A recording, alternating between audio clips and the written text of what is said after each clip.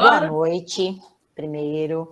Eu quero agradecer aí a presença de vocês três. Sou mega fã, né? Porque na pandemia, quando a gente se viu, putz, e agora? O que o professor vai fazer? Meu Deus, né?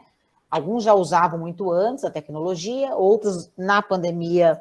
O que nós vamos fazer agora, né? Professor que gosta de uma lousa, adora um giz, e agora? Só com o computador na mão. Então, a gente resolveu montar esse grupo, né? Começou com a Luana, com a Andresa e com o André, né? Foram os primeiros a montar esse grupo para realmente ajudar os professores, né? E contribuir nessa troca toda de ideias, né? O que um tem de ideia e passa para o outro. O grupo é muito bacana por isso, né? Quando um tem dúvida e já solta, todo mundo que sabe vai lá e ajuda, e é uma troca muito gostosa, né? E a gente, todas as sextas-feiras, né, a gente tem esses encontros, né, e traz sempre alguém para sempre compartilhar, né, para acrescentar.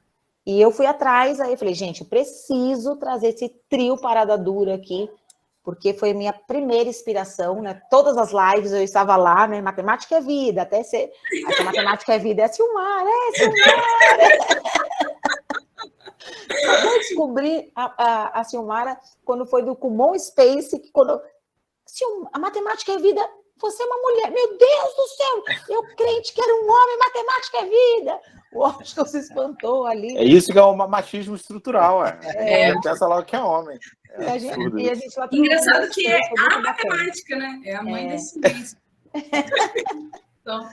Então, assim, é gratificante ver vocês aqui com a gente. O Washington respira fundo nesse momento. E melhor ainda, vocês estão fechando o ano com a gente, porque agora é a nossa última live de 2021. Né? E com vocês, Nossa Senhora, um orgulho só, um prazer enorme e gratidão pelo convite aceito. Não, é um grande prazer nosso.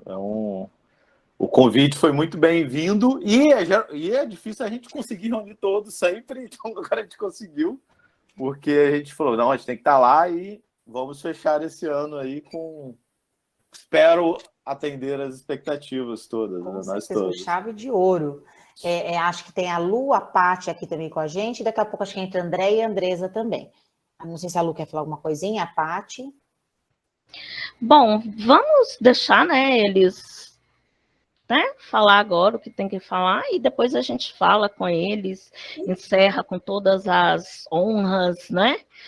E vamos lá, porque eu tô louca para aprender avaliação inovadora. Vamos lá, vamos de avaliação e fiquem à vontade aí, façam pergunta, comentem, sintam-se em casa, porque vocês realmente estão em casa, todos os 23 aqui. Silmar, deixa eu perguntar. Aqui a gente não tem permissão para compartilhar a tela. Eu vou compartilhar daqui, Marília. Tem aí? Eu não acho que a Paty deixou, né, Paty? Eu já tinha liberado do Fred, do Washington. Vou liberar aqui mais. Isso, acho que a Paty está liberando. A tela aqui, Marília. Ela vai tirar com os três, tá? Isso. E quando tá falando aí, a Rita falou lá da live com o Pacheco. A live do Pacheco tá disponível lá ainda, então corre lá. Que antes que a gente tenha que tirar a live de lá do ar. Mas por enquanto tá lá. Que por sinal foi maravilhosa, né? Eu também gostei. Muito bom. Foi muito boa mesmo. Eu gostei muito também, adorei. A gente tá cheio de corte lá para fazer, então com esses cortes tacalhados lá em casa para a gente publicar os pedaços. Nossa, que cabeça, que leveza, que caminho, que luz ali que ele aponta. E ele dá uma assim, não é comigo. Eu sou um simples mortal. Só o Pacheco. Ô, Fred, bota esse bonitinho aí pra gente. Fred, bora aí. Desculpa. Por que isso tá feio? É porque o rapaz arruma aí. O menino, pede pro menino da informática arrumar isso. Eu tô esperando ele chegar aqui. Só um instantinho, que ele já vai chegar. Só um instante. Liga pra ele aí, por favor. Pronto. Clicou aqui. Nossa, que bom. Até parece que você entende tecnologia educacional nesse momento. Pois é, rapaz. Gente, vamos começar? Uhum. Então, obrigado de novo, todo mundo que está aí. E pessoal que está assistindo gravado, beijo para vocês. Vocês são muito pacientes. Assista até o final. Não sei quanto tempo durar, mas olha aí embaixo, deve durar umas 3 horas. Pode botar em velocidade 2 essa conversa. A gente vai falar de inovação e de avaliação, porque este é o grande ponto, né? A gente começou lá em 2014 a estudar metodologias ativas, e logo no comecinho ali, uns 3 meses depois, todo mundo começou a olhar para a cara um do outro e perguntar como que faríamos com as avaliações. Porque, ok, a gente faz projeto, ok, tem peer structure, ok, tem avaliação por pares, ok, tem tudo isso, mas se a gente não muda o processo avaliativo, né, a gente não muda nada. Porque o aluno, e não só, isso não é a culpa do aluno, né, o aluno só é quem manifesta isso, olha para a gente e fala assim, se lá no final eu tenho que pular salto em vara, não faz sentido eu ficar treinando 100 metros, treinando maratona. Então, de acordo com a forma que eu vou ser avaliado no final do processo, eu vou me comportar. E aí a gente começou a entender isso, né? Como se fosse alguma novidade, né? Não é. O pessoal que estuda educação falou isso há muito tempo, que é o processo avaliativo, na verdade, ele é parte do processo de ensino-aprendizagem. Ele não é no final, ele não é algo que a gente coloca lá. Eu preciso avaliar para entender o processo. Acho que esse é o fundamento de tudo que a gente vai falar, né? Eu preciso entender o processo, e para entender o processo eu avalio, e avalio continuamente, avalio ao longo de todo o processo, para tirar informações, e tirando informações, poder tomar ação. Então, esse é o sentido de avaliando de modo inovador. E para fazer isso, principalmente, né, no mundo pós-pandêmico, mas não só, antes, tudo que a gente vai falar aqui a gente já fazia, né, eu preciso encontrar meios para captar essas informações. E aplicar uma prova de papel é um meio, é apenas uma dessas maneiras. Eu não preciso ficar preso apenas nesse modelo. Então, é isso que a gente vai conversar hoje aí. Vamos lá, Maria? Ou Fred? Vamos. Puxando isso aí. Fred, pode passar aí. Então, Marília, fala um cadinho disso aí. Ficou aí o processo, né, do ensino híbrido que a gente estava conversando sobre o ensino híbrido, mas nada que a gente falar vai ser restrito a isso, né? Isso é importante.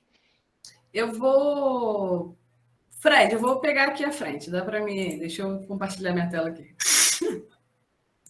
Show? Vai compartilhar daí? Então, calma aí. Então tá. Nossa senhora, que mulher controladora, gente. Então vai lá. Porque você vai ter time de virada, e na hora do time de virada a gente vai falar, passa, Fred, aí vai perder o time da virada. Então tá bom. Tomara que não trave. Tô aqui torcendo para não travar.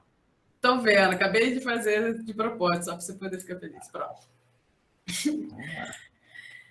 Bem, isso que essa breve fala aí que o Washington teve sobre avaliação, ela é muito importante para vocês entenderem também o nosso lugar de fala. Tudo que a gente vai apresentar hoje sobre avaliação foi pensado com um processo longo. E do Canvas nós temos um costume, que eu acho que todo professor tem, mas a gente tenta sempre não perder de vista os nossos referenciais e as coisas que a gente acredita. Então, a gente olha para a inovação e pensa, bem, existe essa inovação, existe essa tecnologia, essas coisas, elas condizem com o que eu acredito que é aprendizagem, que eu acredito que é educação, que eu acredito que como tem que ser o processo de ensino-aprendizagem. Então, a nossa conversa, ela sempre tem um momento um pouco teórico para respaldar e deixar claro algumas coisas que a gente acredita e que são alicerces de tudo que a gente faz, né? Então, para isso, a gente vai falar um pouquinho do que a gente está chamando de avaliação, porque na cabeça de cada um se pensa uma coisa diferente, e aí a gente passa pelo ensino híbrido, porque tem a ver com o contexto educacional atual, e depois a gente vai trazer alguns instrumentos de avaliação inovadores que a gente acredita que fazem sentido, e algumas dicas do que deu certo e que deu errado. Então, a gente traz aqui um instrumento pronto, usei isso, deu certo, deu errado, deu isso, deu aquilo. Então, a ideia hoje é entregar uma avaliação pronta. E aí, antes da gente começar a falar sobre a avaliação propriamente dita, eu queria que você parasse aí 10 segundos para lembrar do sentimento que você tem quando você é colocado em uma situação de avaliação mesmo. Se eu decidisse agora virar para alguém que está na sala e falar, qualquer pessoa que está aqui na sala, virar e falar assim, Clívia, fala para mim quais são as 10 primeiras potências de 2. Independente se a Clívia souber isso maravilhosamente bem, ela vai ficar um pouquinho... Porque estar avaliada é sempre um processo um pouco complicado. Se eu virar para a Daniela agora e falar, recita o poema XYZ, porque está valendo 10, vai ser diferente de recita o poema porque é bonito, porque é isso, porque é aquilo. Então, é muito legal a gente lembrar, primeiro, como a gente se sente quando a gente está sendo avaliado. Da forma com que você pensa a avaliação hoje aí, da perspectiva que você tem hoje aí, beleza? Deu para lembrar? Falam ok, se vocês estão acompanhando, deu para lembrar o sentimento de quando a gente está sendo avaliado? Ok. Com certeza, com certeza. Não, mas a gente pode até passar esse sentimento para frente, que é, escreva no chat agora como você se sentiu. É um sentimento parecido quando a gente fala isso. Ó, estou esperando, escreva no chat. Essa hesitação que as pessoas têm de escrever no chat, de se expor, né, de colocar, ela é algo menos, tenho a certeza que é menos, mas no mesmo sentido ali, eu acho que é a mesma régua do processo de avaliativo, né? Pode deixar, Lúcia, porque quando você fala não, o cérebro entende sim, né? Então, só vou falar Lúcia a partir de agora. Ansiosa, ansiedade, nervosismo, né? Tenso, também fico. É uma tensão ali, uma coisa meio complicada.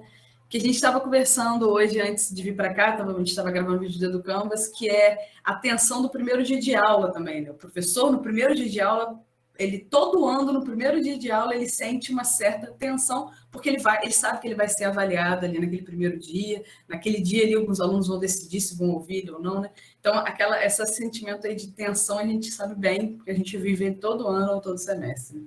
E é interessante olhar essas reações todas e pensar como que você se sente quando você aprende alguma coisa. Quando você acabei de aprender, sabe aquele sentimento, uau, eu sei fazer isso. Nesse sentimento, ele não é horrível, ele não é misericórdia, ele não é tenso, ele não é nervoso, ele não é ansioso. Então, perceba que o lugar da avaliação é um lugar emocional e um lugar de hormônios, né, cheio de sinais do teu cérebro, cheio de hormônios diferentes daqueles relacionados à aprendizagem. E o nosso negócio é aprendizagem. Então, por que eu estou criando um monte de variáveis que não me ajudam na aprendizagem? Né? Porque esses hormônios não estão me ajudando na aprendizagem. Né?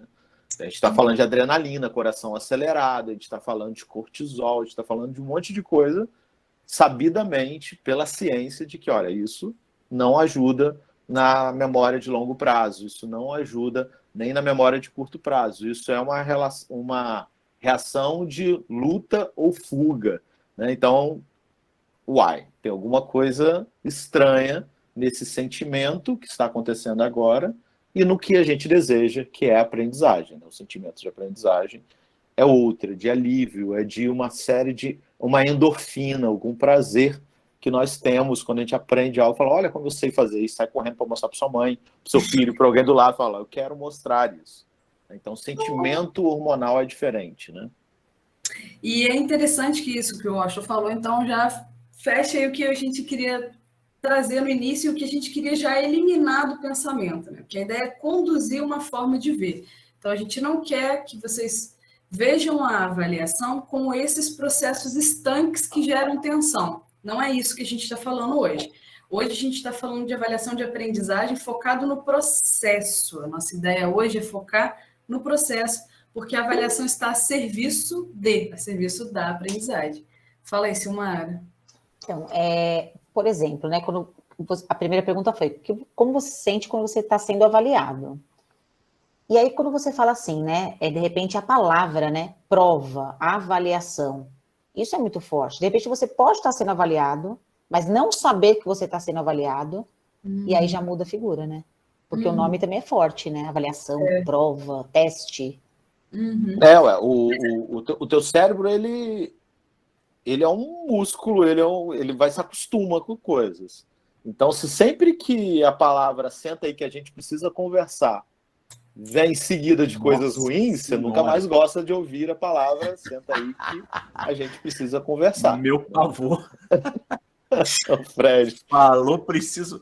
O Washington Marília me ligam falando, a gente precisa conversar, acabou meu dia. Enquanto eles não resolvem me falar o que é... Ele fica tenso demais, cara. E outra coisa, né? Mesmo aquele aluno que a gente fala, poxa, ele é um aluno nota 10 em sala. Ele aprendeu, ele mostrou na sala de aula, mas na avaliação ele não foi bem. Né? Então tem também... Então, essa fala, Osmar, ela é muito legal, e a gente não vai poder, eu acho que, explorá-la totalmente aqui. Nesse momento, a gente pode, ao longo da fala, da nossa conversa, voltar nela.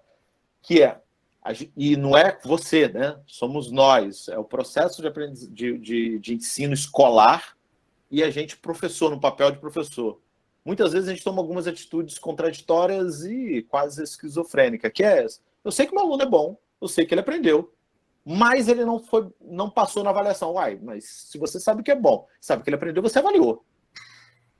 Você avaliou esse cara. Você não pode estar falando isso sem ter avaliado. Você avaliou. Você teve algum tipo de processo avaliativo. Mas você está dizendo que está validando como avaliação exclusivamente, possivelmente, né, uma prova que aconteceu no dia 15 de setembro. Eu acredito que a maioria das escolas hoje trabalham com essa avaliação contínua mesmo, né? Avaliar o dia a dia. Mas não condiz com o que, por exemplo, uma FUVEST quer. Ela marca um dia, ela marca...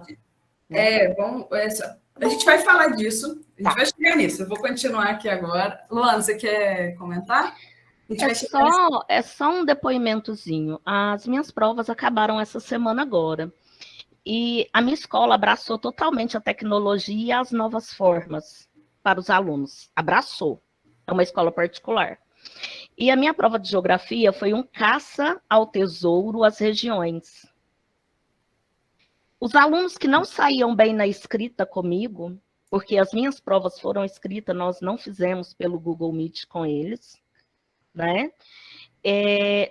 Esses alunos não saíram bem, mas aqueles que não iam bem na prova em si, saíram muito bem. Quer dizer, tem aqueles que precisam também do papel, da escrita, porque eu achei que eles se sentiram tão acuados na brincadeira, sabe, que eles não deram conta de achar, assim, nem 3 pistas, mas a maioria se saiu bem.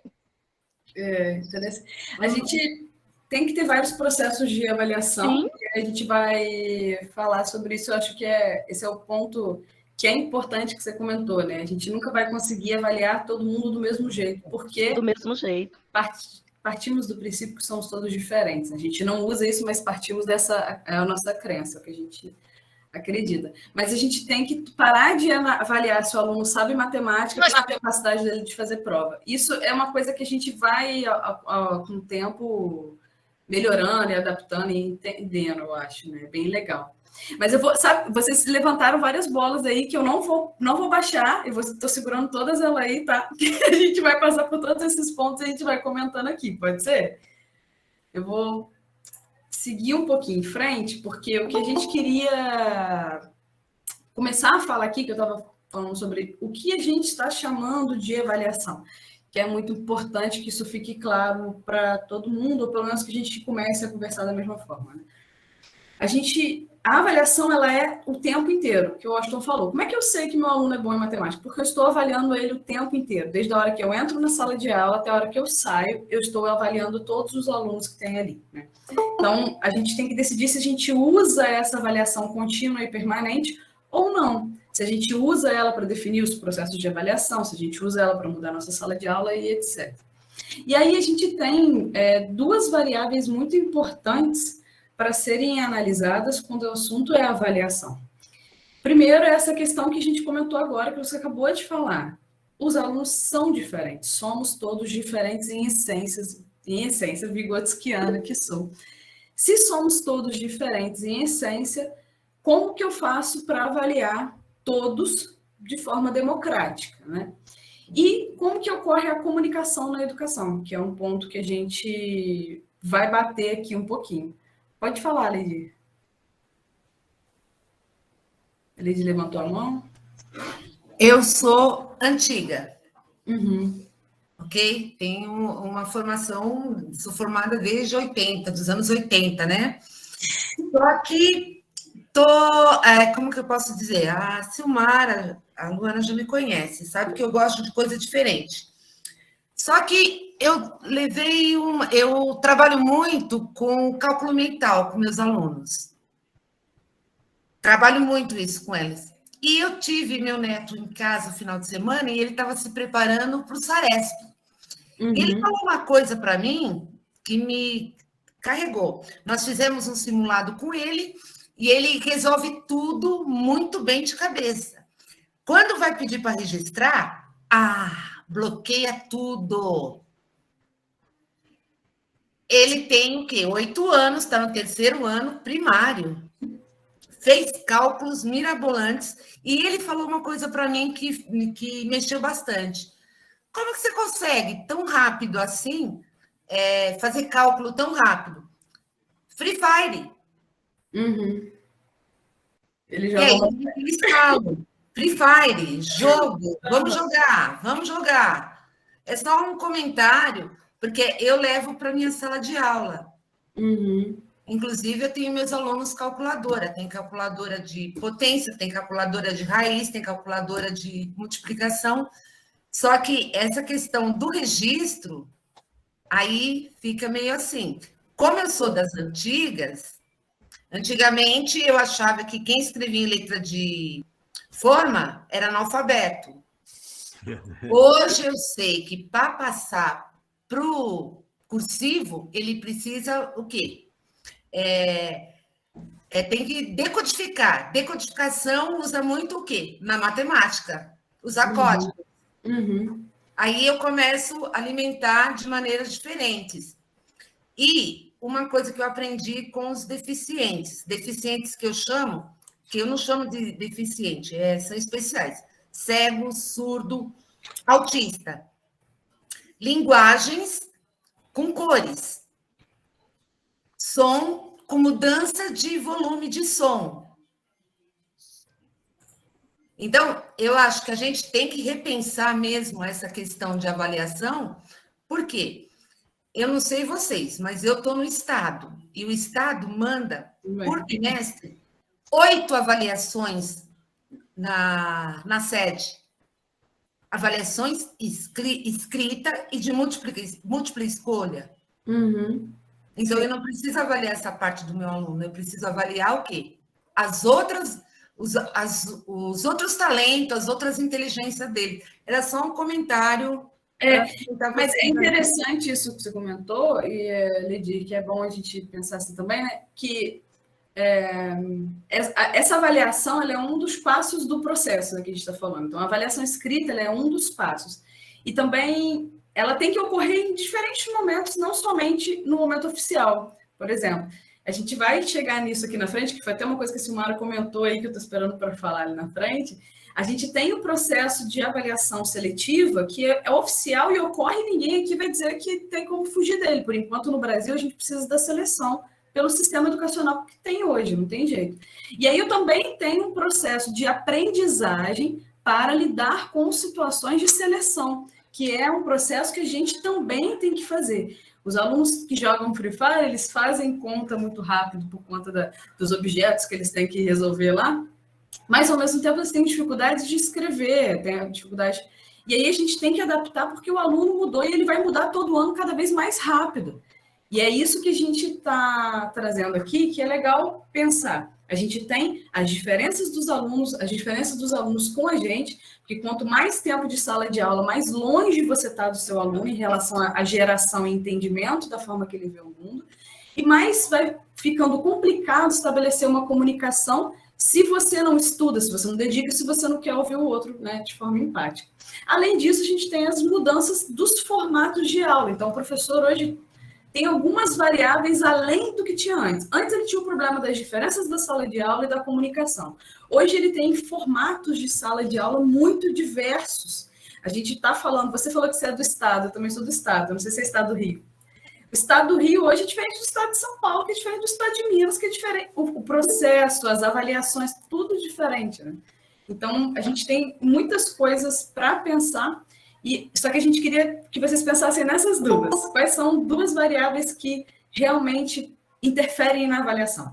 As diferenças de comunicação e as mudanças no formato da sala de aula. Então, a gente vai falar dessas duas coisas primordialmente, né? O Washington, Fred, quer falar alguma coisa? Perfeito, eu acho que não, tá perfeito. Vamos seguir. Eu estou adotando alguns pontos, acho que depois A gente faz fecha, é isso.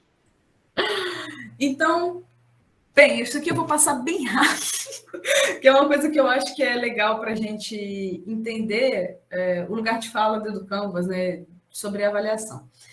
Então, primeiro, para a gente o cerne da aprendizagem está ligado à comunicação, pela forma que a gente acredita que a aprendizagem se estabelece. Então, a gente precisa focar nisso. Como eu me comunico com o meu aluno, quais são os formatos que eu uso para realizar essa comunicação.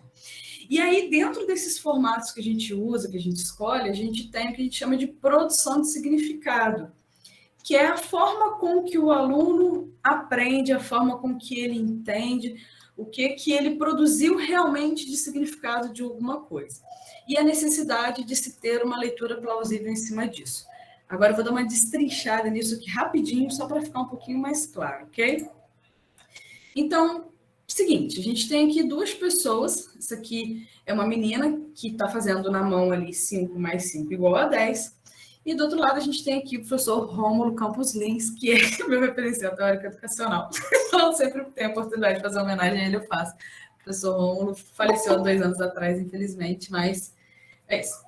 Ali a gente tem vamos supor, a gente tem um texto, que é 5 mais 5 igual a 10. Que 5 mais 5 é igual a 10, aqui temos alguns professores de matemática, a gente vai falar, ok, por mim tudo bem, isso é óbvio, tranquilo. Agora, a minha pergunta é, 5 mais 5 é igual a 10, é a mesma coisa para essa menina, que é o professor Rômulo, que tem doutorado em álgebra pela Universidade de Cambridge, ele vê esse 5 mais 5 igual a 10 do mesmo jeito que essa criança? Os dois enunciam a mesma coisa, os dois falam que 5 mais 5 é igual a 10. Só que o que o Rômulo via sobre 5 mais 5 igual a 10 são axiomas algébricos que fazem com que essa verdade, façam com que isso seja verdade. O que a criança vê é que se eu pegar 5 daqui e juntar, isso dá 10.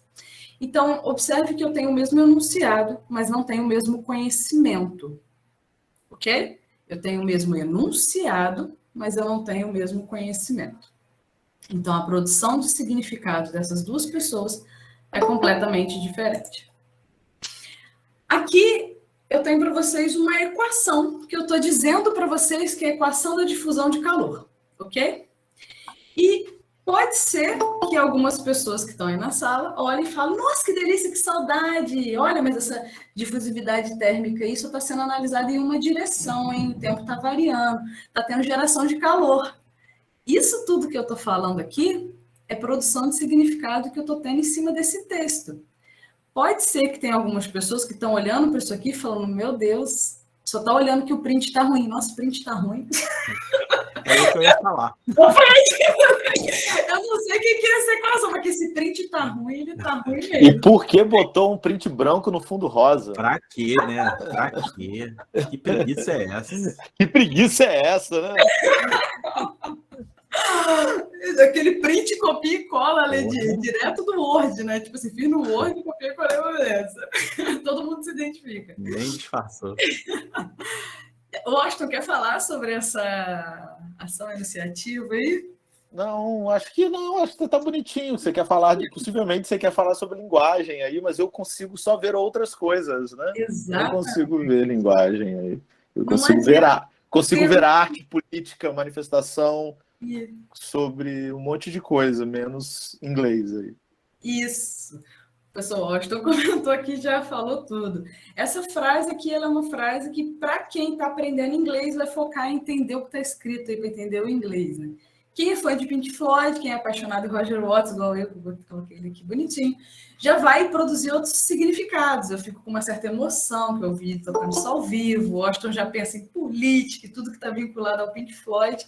Então, olha só que legal, gente. De novo, a gente tem ali uma ação enunciativa E as produções de significado que a gente tem em cima daquilo ali são completamente diferentes. Cada um que está aqui nessa sala, tem 39 pessoas, ninguém está vendo isso aqui da mesma maneira. Quem não sabe inglês, por exemplo, pode estar olhando os quadradinhos, pode estar pensando em outras coisas. E por último, antes de eu concluir, o que vocês estão vendo aí? Pescoço. Já tá calejado com a imagem, né, Fred? Primeira vez que eu fiz essa imagem, eu não sabia o que era esse trem. Então, isso aí, essa imagem, para quem é da área de anatomia, putz, a pessoa olha e já produz vários significados e pensa um monte de coisa. Eu, professora de matemática, fiquei só pensando na simetria, na largura, e tentando entender como é que funciona isso, para depois eu ver que era um pescoço, pensei em vielas, pensei um monte de coisa, né? Clavícula aqui, tudo bonitinho. Pra mim isso era uma caravela. Lembra? Eu achava uma caravela aí. Nunca vi um corpo. Cada um com seu cada qual. Uma roupa. Uma roupa? Muito mais para uma roupa. Uma caravela. Uma caravela. Atacada pelo uma tenda. A caravela está sendo içada ali, só a parte de cima da caravela. Na outra parte de baixo não está vendo. Mas nem Fred, eu já achei que era um relevo. Eu sou professora de geografia. Vamos mais para isso aí também, Luan. Também. Aí eu já até consigo. E aí, para a gente fechar um pouco, gente, isso aqui é o que a gente falou muito brevemente, mas é um assunto que é legal continuar pensando em outros momentos. Mas, Marília, acho que vale... Como você vê esse assunto há muito tempo, talvez você não tenha pensado o que as pessoas, algumas, estão pensando, né? E eu vejo isso há menos tempo, que não é uma questão de, por exemplo, quando eu estou falando, pegar o meu exemplo lá do Pink Floyd, né? Together We Stand. Não é uma questão de, ok, você não entendeu porque você não tem background. Não é isso. Nós temos entendimento diferente mesmo e vamos, a partir desse conteúdo, desse input, gerar um outro tipo de conhecimento. Diferente. Absolutamente diferente. Ou não absolutamente, mas diferente. Mas não significa que, ok, você não entendeu e eu entendi. Então eu sou melhor do que você porque eu entendi o que se espera que se entenda e você não entendeu o que se espera que se entenda. Então eu estou no lugar privilegiado porque eu sei aquilo que você deveria saber. E não é sobre isso, né? É sobre partir de um lugar. Em arte isso é mais aceitável, ainda que o debate sempre, às vezes, rola uma opressão, né? Mas, tipo, olha, aqui eu não estou vendo isso que você está vendo. Me explique por que você está vendo isso. Mas quando a gente está falando de matemática ou de física, a gente corta absolutamente. Então, quando o meu aluno fala, não, a Terra... O Sol gira em toda a Terra, fala, não, você está absolutamente errado, houve, é o contrário, e ponto. Né? Eu falei assim, poxa, mas ele vai até me dizer isso, mas ele pode absolutamente não compreender. E esse é o grande perigo, né? Eu estou trazendo já para os dias atuais, de que a gente passou décadas com ensino científico na escola e de uma hora para outra as pessoas não acreditam na vacina ou não acreditam que a Terra é redonda. Pessoal, se esse cara ainda acha que é uma questão de acreditar, então todo o processo de aprendizagem deu errado atrás. Alguém deu para essa pessoa as respostas e não teve um processo de construção de conhecimento, né? Mas no essa sentido questão que de negacionismo, gente do céu, tá difícil isso, em todo lugar. Mas eu quero usar isso, né? Eu gostaria de usar isso menos como um processo político, que poderíamos fazer, mas não, mas sim como nós olharmos para dentro da escola e falar onde a gente errou. Por quê? A gente errou. Se eu tenho 100 anos, ou no mínimo 50 anos de escolarização plena, né? Desde os anos 90, pelo menos, vamos ser super conservadores. Desde os anos 90, a gente tem toda criança na escola. Essa criança ficou dos 8 aos 20. E ela não está cientificamente alfabetizada, eu seria a única pessoa que não tem culpa disso. É essa pessoa, que hoje está com 30 anos, mas passou metade disso, ou muito mais do que metade, 20 anos na escola. Então, se isso não gerou um processo, e ele passou em todas as provas, acho que a gente tem um problema nos processos avaliativos. E é sobre isso que a gente está falando. Essa questão do negacionismo, a gente pode fazer uma analogia para a gente voltar para o tema de avaliação, que o nosso estranhamento ele acontece para algumas coisas e para outras não, né? É muito interessante, assim. A gente consegue passar a vida inteira convivendo com pessoas falando que não sabem matemática, não somam, não subtraem, nem fazem porcentagem, e todo mundo ri e acha isso muito legal. Agora, quando alguém fala que não aceita uma coisa que o professor de geografia falou, ele vira uma pessoa extremamente burra, né? Ah, não, olha só que horrível, o cara não acredita que o céu... Para mim, é a mesma coisa, e a gente lida, já é uma coisa diferente com desconhecimento, de acordo com o que a gente acha ali que é parâmetro do que pode e o que não pode. Que a gente decidiu, né, que não saber matemática é normal, mas saber o mínimo de geografia é essencial. Então, não saber que não saber fazer potencialização tá de boa, mas não saber que a Terra porque eu acho que as coisas se redonda, não pode. Quando o cara acredita em trigonometria, talvez ele, entendeu? As coisas podem se alinhar se a gente, enfim, né? Enquanto a trigonometria é um resíduo de enunciação, é difícil usar Carl Sagan para provar. Porque ele precisa saber um mínimo de matemática. Então, a gente acaba fazendo uma correlação aí, só para a gente refletir. Né? Então, isso que o professor Washington falou é crucial, perfeito. A gente não está falando aqui que existe conhecimento mais importante que o outro. O conhecimento do professor não é mais importante, a forma com que o aluno aprende é diferente, a forma com que a gente vai falar vai ser diferente do que ele vai entender. E por isso que a comunicação é a grande questão aqui para a gente falar de avaliação. E a avaliação ela está sempre preocupada em tentar reduzir os resíduos que existem na comunicação. Esse é o nosso objetivo. Porque a gente não acredita que há conhecimento em livro, que há conhecimento no quadro, que há conhecimento na prova, que há conhecimento... Não existe. Quem faz com que exista conhecimento é a pessoa quando ela consegue produzir significado. Então, o nosso foco é sempre fazer com que o aluno produza significado, aprenda e tudo mais. Então, não faz mais sentido eu pensar a avaliação em momentos estanques. Perdeu totalmente o sentido. Se eu for falar de avaliação exatamente... gente, hoje começa o bimestre, daqui a 2 meses é a prova. Lá vai ser a avaliação. Não faz o menor sentido. A avaliação é todo dia. Por quê? Eu estou usando a avaliação para direcionar a minha fala. E aí é legal que a Ledir tinha comentado agora há pouco, e até o que a Silmara falou, e daqui a pouco a gente vai falar de novo, que é, qual é a minha fala para a produção de significado que eu quero que esse aluno tenha? Quem me ajuda a entender isso é a avaliação. Então, quando o aluno chega para mim e fala, olha, eu faço contas muito bem, mas eu tenho dificuldade de escrever, para de ensinar conta. Isso é avaliar, isso é ser professor e avaliar. Bem, eu avaliei que nessa turma a competência que eu preciso trabalhar é a escrita, não é a conta. E é isso aí. E o professor é o empreendedor da sua sala de aula. Ele tem que usar a avaliação para poder fazer com que o aluno aprenda. E isso depende do quê? Dele ouvir, dele realmente usar a avaliação para direcionar a fala. Por quê?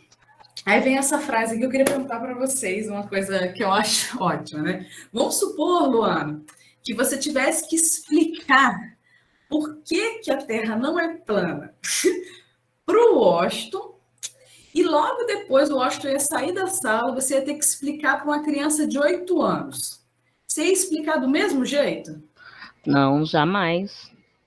Eu explicaria para o Washington todas as teorias que eu tenho lá de lá vai pedrinhas, e para a criança eu mostraria para ela em forma de exemplificações. O porquê não. Exatamente. A gente está sempre, na nossa vida, a forma com que a gente fala com nossos familiares é diferente da forma que a gente fala com um relacionamento, que é diferente da forma que você fala com o teu amigo. Você conta a mesma história no dia de 3 formas diferentes, dependendo de quem você está falando. E aí, quando você chega para ser professor, você dá aula do mesmo jeito para todo mundo. Não faz sentido, porque você já sabe que na sua vida, para você sobreviver e comunicar, você precisa adaptar a fala. Então, a avaliação, um dos pilares para a gente é isso. A gente vai avaliar durante o processo para adaptar os processos de aprendizagem. E aí, foi o que o Washington comentou, né? E no ensino híbrido? Por que a gente está usando o ensino híbrido aqui? Como um exemplo do que a gente falou lá no início, eu tenho o problema da comunicação, que foi o que a gente fechou agora, e eu tenho agora o problema das mudanças da sala de aula, que está o tempo inteiro mudando e se adaptando. Como é que a gente vai... Pô, aí, Marília, caraca, eu tenho que ouvir o aluno, eu tenho que mudar a metodologia, eu tenho que fazer online, eu tenho que fazer remoto, eu tenho que fazer o quê? Isso porque eu ganho bem pra caramba, porque eu tenho 40 horas de aula. Eu tô, né, Brasil? Vamos lá, né? Vamos só contextualizar aí, Washington, o que a gente está chamando de ensino híbrido? Claro, claro. Só um Rapidamente. ponto. Rapidamente, eu vou ser breve. Mas um ponto interessante... Alguém abriu o microfone e eu entrei no loop infinito. Eu ouvi minha voz infinitas vezes. O ponto interessante é de que, como a gente falou, os processos avaliativos que a gente vai estar mostrando, vai mostrar, a gente já usava. E geralmente em oficina, nas faculdades e no colégio, quando a gente mostrava, os professores achavam bacana, legal, bacana, muito legal, e depois, no dia da prova, ele dava a prova dele. Ele dava a prova escrita e pronto. O híbrido tirou, né, o remoto, na verdade, tirou essa opção, porque os professores estavam impossibilitados de dar prova em papel, individual, sem consulta. E muitos professores se perguntaram, como é que eu faço? E a gente falou, faz como você sempre fez, continua avaliando o processo de aprendizagem, não uma prova. E aí, ao longo de 2021, a gente fez uma enorme confusão nesse país. Não é exclusividade do Brasil, mas no Brasil as coisas sempre assumam proporções brasileiras, né, continentais, de que confundimos híbridos com online, com EAD, e virou uma loucura. Virou uma loucura, porque o professor não queria falar que ele estava fazendo um ensino remoto. Aí falou, estou fazendo ensino híbrido, olha que coisa linda, né? Mas isso não é verdade, né? Você está fazendo ensino online, uma coisa que a gente não tinha. E agora as faculdades, as escolas, as organizações envolvidas com o processo de aprendizagem, seja escolares ou não, elas estão dizendo que estão indo para o híbrido de legal. Vamos ver se é, né? Então, para ser híbrido, primeiro você tem que ter um programa educacional estruturado. Isso é importante. Isso é muito importante, né? Se eu só converso com o meu amigo ali online e ele está me ensinando física, de vez em quando, de acordo com a conversa, isso não é um ensino híbrido. Eu tenho que passar pelo ambiente online, em algum momento, desse processo estruturado. Então, o processo online ele está estruturado. Eu tenho que dar ao estudante algum tipo de flexibilidade, que é justamente por isso que existe o híbrido, porque se não tiver isso, não faz sentido ter híbrido. Então, de tempo, de espaço ou de ritmo. Isso é fundamental. Se está todo mundo fazendo junto, online, igualzinho a gente está aqui, faz a prova junto, lamento, isso não é híbrido, porque esse cara não está com autonomia sobre o seu próprio ritmo, né? Então, eu não dei isso para o aluno. Eu não dei a autonomia dele de tempo, ele fazer isso quando ele deseja. Então, isso é fundamental. Ter a presença de um tutor, de uma tutora, de um professor, de um sponsor, de alguém que está fazendo a curadoria do conteúdo e supervisionando o processo de aprendizagem. A palavra supervisionar é ruim, porque lembra alguém olhando ali, tipo, estou te vigiando, e não é isso. É amparando, fazendo processos avaliativos, recebendo feedback e tomando decisões. Esse é o negócio do professor. Como a Marília falou, o professor é empreendedor, ele está ouvindo. Eu posso substituir a palavra empreendedor, que ele é o tomador de decisão. Ele recebe os inputs, analisa e toma a decisão, né, do qual é o melhor caminho que está a seguir ali para a aprendizagem daquele aluno ou daquele grupo de alunos. E tudo isso tem que acontecer de modo integrado. Não pode ter, a aula online é sobre escrita e a aula presencial é sobre apresentação. Não, isso não está integrado. Isso tem um momento, tem duas coisas diferentes na cabeça do aluno, que é aula A e aula B. Então, isso não é híbrido. Está tendo, são duas aulas separadas, uma online e outra presencial. Né? Isso não integra. O fato de eu ter uma parte online e uma parte presencial não transforma em híbrido. Então, tudo isso, né, é baseado lá no pessoal do Instituto Clayton Christensen, que inventou esse conceito, que inventou o conceito do blended, né? Putz, tem que ser isso? Eu não quero fazer isso. Legal, bacana. Faça uma coisa diferente. Voltamos à inovação. Só que isso não é híbrido. Vamos dar outros nomes às coisas, para a gente não se confundir, né? E aí tá tudo bem, tá tudo legal. A educação não vai se fazer com a gente fazendo taxonomia, né? A educação se faz pelo que a gente precisa. Mas é importante a gente saber do que a gente está falando, para a gente poder se comunicar, como tudo que a gente tem falado até agora, é sobre comunicação para a gente não se envolver, né, e acabar perdendo a capacidade de tomar as decisões. Beleza? Então, só para a gente ter isso na cabeça, né? Quais são os híbridos? Aí tem toda a taxonomia dos tipos que a Marília passou varado. Passei correndo, cada hora. Como se diz na minha terra, passou vazado.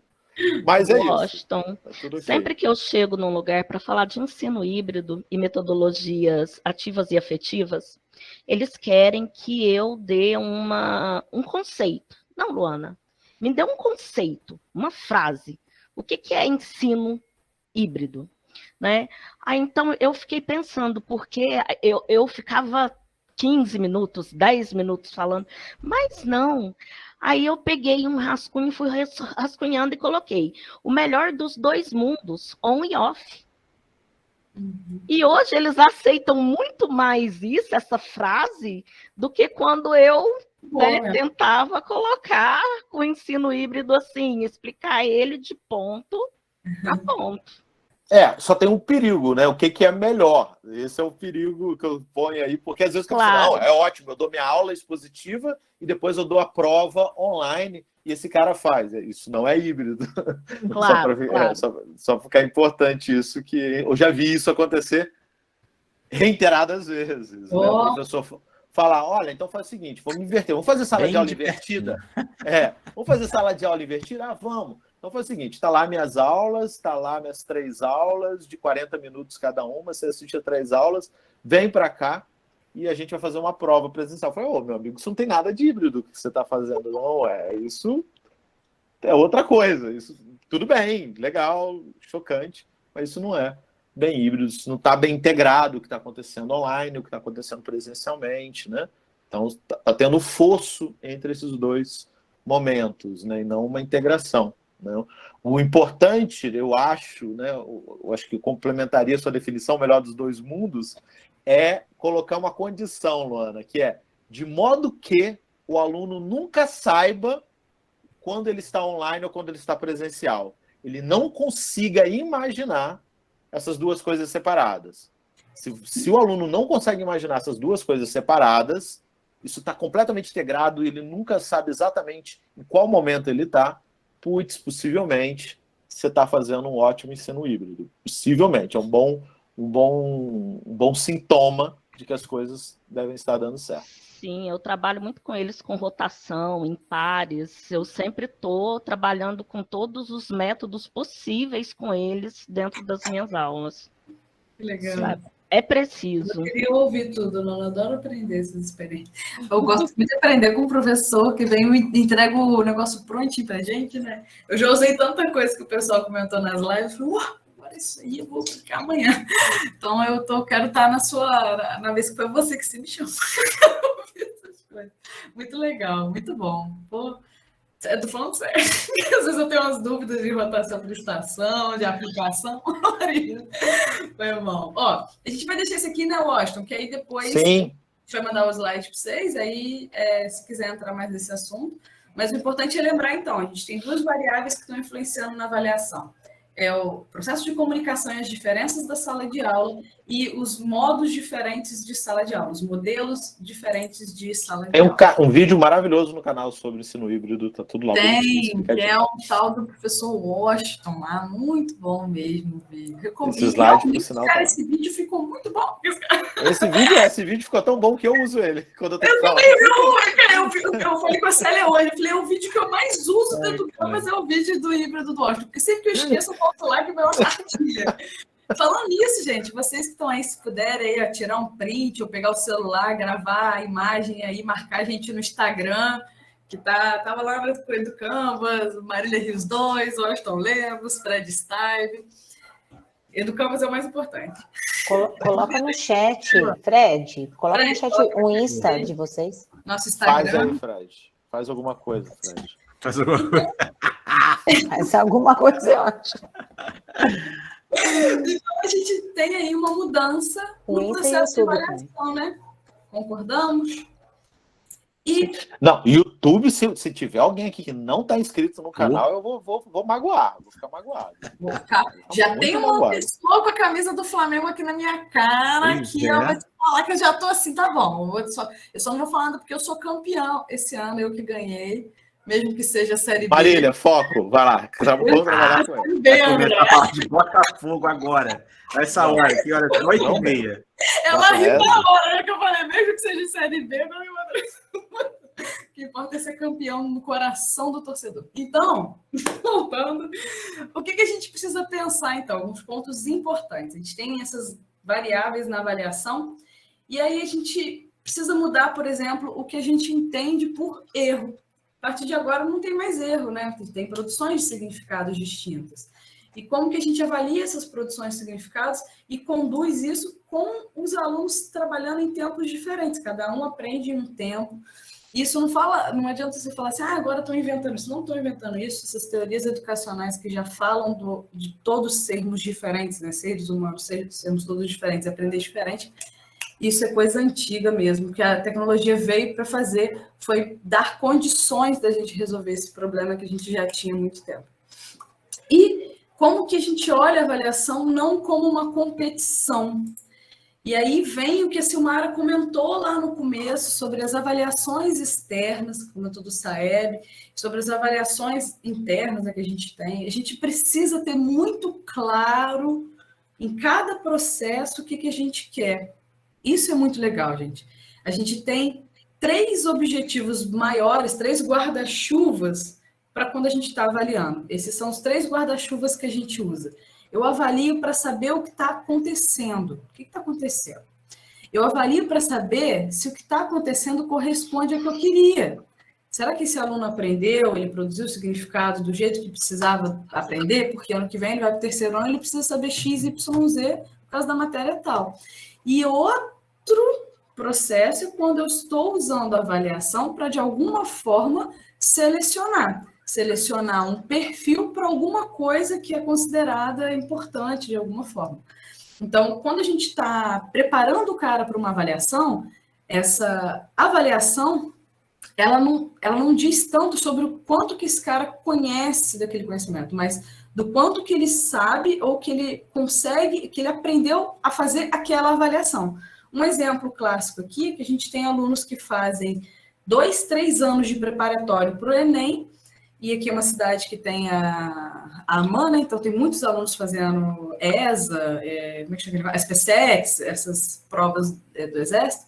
Então o cara estuda o Enem, se ele vai fazer o SPSEX, ele não consegue. É porque ele não sabe matemática? É porque ele não sabe física? Não, é porque a forma de avaliar tem um objetivo que quer selecionar um perfil.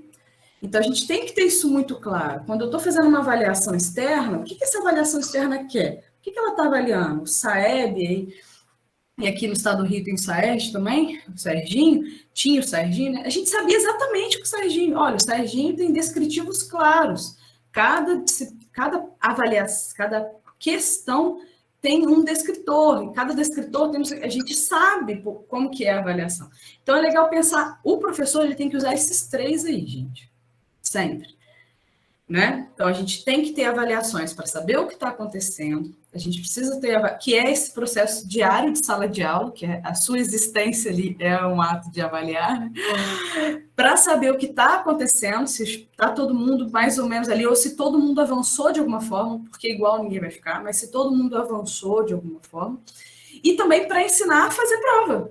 Olha, existe o processo de avaliação, ele é importante porque eu quero que eu, por exemplo, no terceiro ano do ensino médio, quero que meu aluno vá bem no Enem, isso para mim é um posicionamento político, né? Eu dou aula em escola pública, eu quero que ele vá bem no Enem.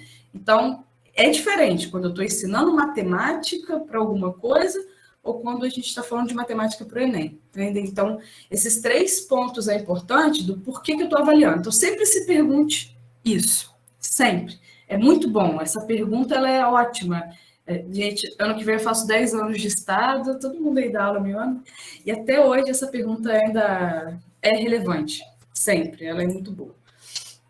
E aí, pensando Isso é importante, Maria, também lembrar, né, que de toda forma, nós, professores, a gente tem 2 focos, que é o processo de aprendizagem do aluno. Então, nossa primeira energia é essa, isso é a posição clara. É para isso que a gente está lá, para isso que existe, né?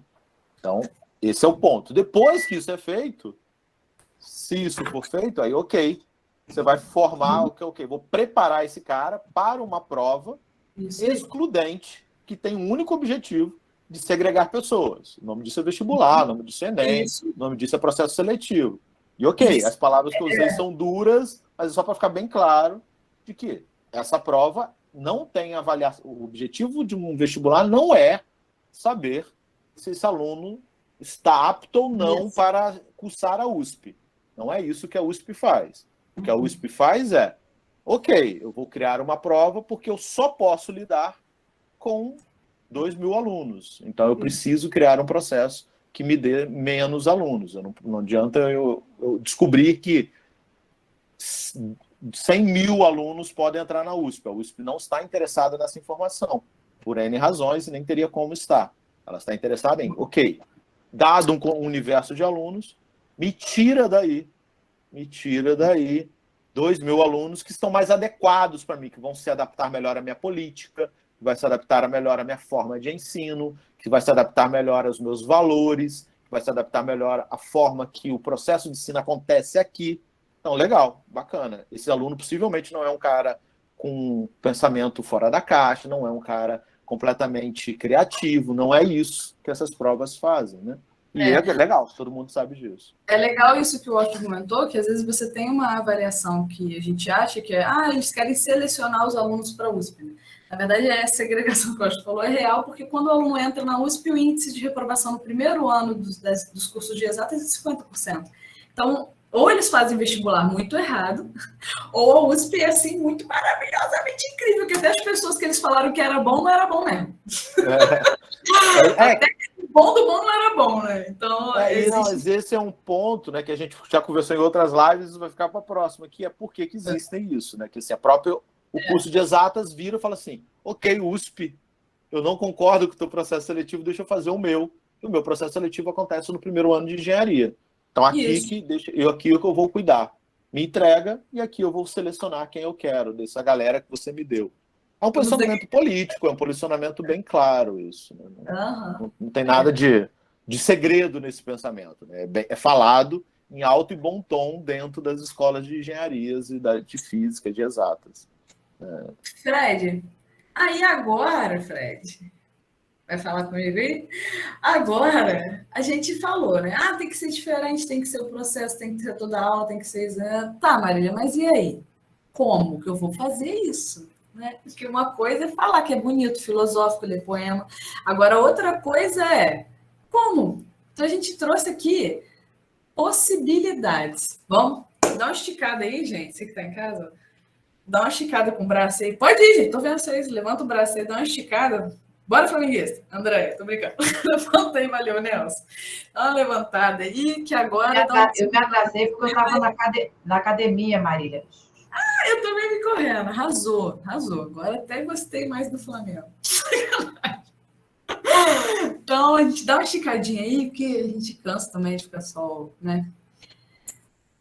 Bem, A gente vai falar sobre as possibilidades diversas, as mídias. A gente precisa usar todas as mídias, exatamente pelo que vocês falaram no início da live. Por isso que eu falei, gente, a gente vai falar disso daqui a pouco. Que é, não dá para avaliar usando apenas uma mídia. Pelo que vocês falaram, nem preciso mais tão justificar. A gente precisa alcançar os alunos, eles são todos diferentes, a gente precisa usar mídias diferentes. E agora a gente vai fazer aqui uma intervenção, a gente vai tentar advogar a favor de cada mídia e dizer por que elas são eficientes, não é isso, Fred? Exatamente. Meu microfone estava desligado. Vai falar, exatamente. Não, é isso, vamos passando aí para a gente ver. O que tem de cada coisa aí. Washington. Oi. Claro. Se não passar, a gente não sai. Pronto. E aí a gente vai ficar com o nosso queridinho primeiro, que foi o nosso primeiro amor, que já temos um relacionamento com o vídeo desde 2015, que a gente está avaliando com vídeo, avaliando hard skill, avaliando provas de cálculo, que agora são substituídas por vídeos, então falamos com propriedade e muito amor dessas avaliações. Então, como que a gente pode usar o vídeo para avaliar nossos alunos e qual é a relevância de usar vídeo na avaliação? Sempre que a gente tiver a oportunidade, esse mundo, essa mídia, é a mídia dos nossos alunos, vídeo. Não era a nossa mídia, a gente tinha uma relação muito maior com música, com escrita, porque é o que a gente tinha mais acesso, mas esses jovens de hoje, eles têm o vídeo como uma mídia de fácil acesso. Eles se gravam, eles veem, eles não têm tanto problema que a gente tinha, né? Eu fui gravar hoje, tentar chamar o Santiago, que é um amigo nosso, para gravar. Eu estou há 2 semanas e assim, o Santiago não tem medo de câmera, não, eu não vou. Que é diferente do aluno, que ele vira para você, não tenho medo de câmera, passa 5 minutos, ele tá... Então, o medo de câmera é bem diferente, né? Bem diferente. Por que é importante, né, Fred? Porra. Por que avaliar com vídeo pode ser uma ideia maravilhosa? Primeiro porque esse cara, para gravar um vídeo e chegar a uma conclusão e te entregar alguma coisa, ele precisa organizar o pensamento dele. Então, ele tem que se organizar para se fazer entender. Isso já é muito legal e até melhor do que algumas avaliações escritas, às vezes, né? Quando é prova de marcar e tal. O vídeo, o cara tem que falar o aluno tem que falar de um jeito que ele se faça entender. E ele tem que falar isso para o professor. Olha só. Ele tem que falar para o especialista. Então, isso a gente também vai falar sobre isso, né? Ele tem tempo. Ele tem tempo. Na hora, ele inventa qualquer coisa. Não tem. Fred falou uma variável maravilhosa. O aluno tem tempo, ele grava. Todas as vezes que eu faço avaliação por vídeo, o comentário dos alunos é: gravei 20 vezes, gravei 15 vezes, gravei não sei quantas mil vezes, né, André? Eles gravam 300 vezes, eu também, todo mundo grava correndo pra caramba, até ficar do jeito que a gente acha, né? E a gente ainda fica arrumando dúvida, né?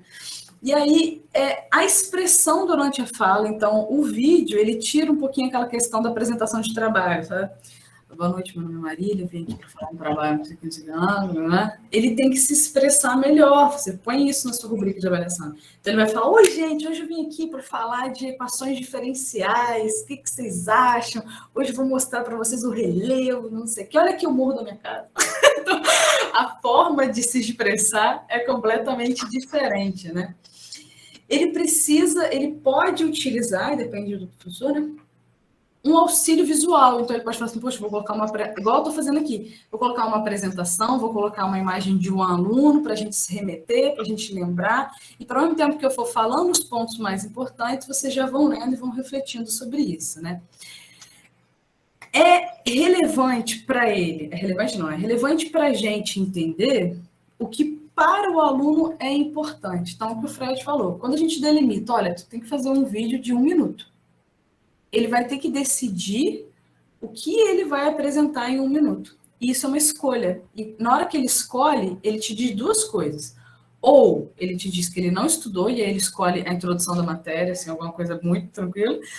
Ou ele te diz ali exatamente o que para ele é relevante da disciplina. É muito legal. Você consegue ver direitinho. No vídeo, você vê direitinho quem não estudou, quem entendeu, quem não entendeu, quem aprendeu, quem não aprendeu, por essa escolha e esse entendimento do que é relevante, né? E ele tem que refletir sobre o tema, ele tem que pensar, ele tem que discutir, porque ele é o professor. Beleza? Lógico, fala. Vai. A questão do texto, né, é mais fácil para a gente falar, é um lugar comum nosso, né? Acho que todos os professores, nós nos tornamos professores, pelo menos até essa geração, porque nós nos expressamos, no mínimo, razoavelmente bem de modo escrito. A gente passou a vida fazendo prova, a gente fez concurso, a gente fez mestrado, a gente fez sei lá o quê, fez pós, fez alguma coisa, e a gente sempre foi avaliado com uma grande avaliação escrita, fazer a monografia, fazer o TCC, fazer a dissertação, fazer a tese, fazer artigo. Então, o texto é mais comum para a gente e a forma natural que nós usamos para buscar informação também. A nossa geração é qual livro que eu aprendo isso, não é qual vídeo, qual YouTube, né? A nossa geração atual. Que é diferente dos meninos e meninas que hoje a gente dá aula, que eles vão atrás de um vídeo e a gente vai atrás de um livro, né?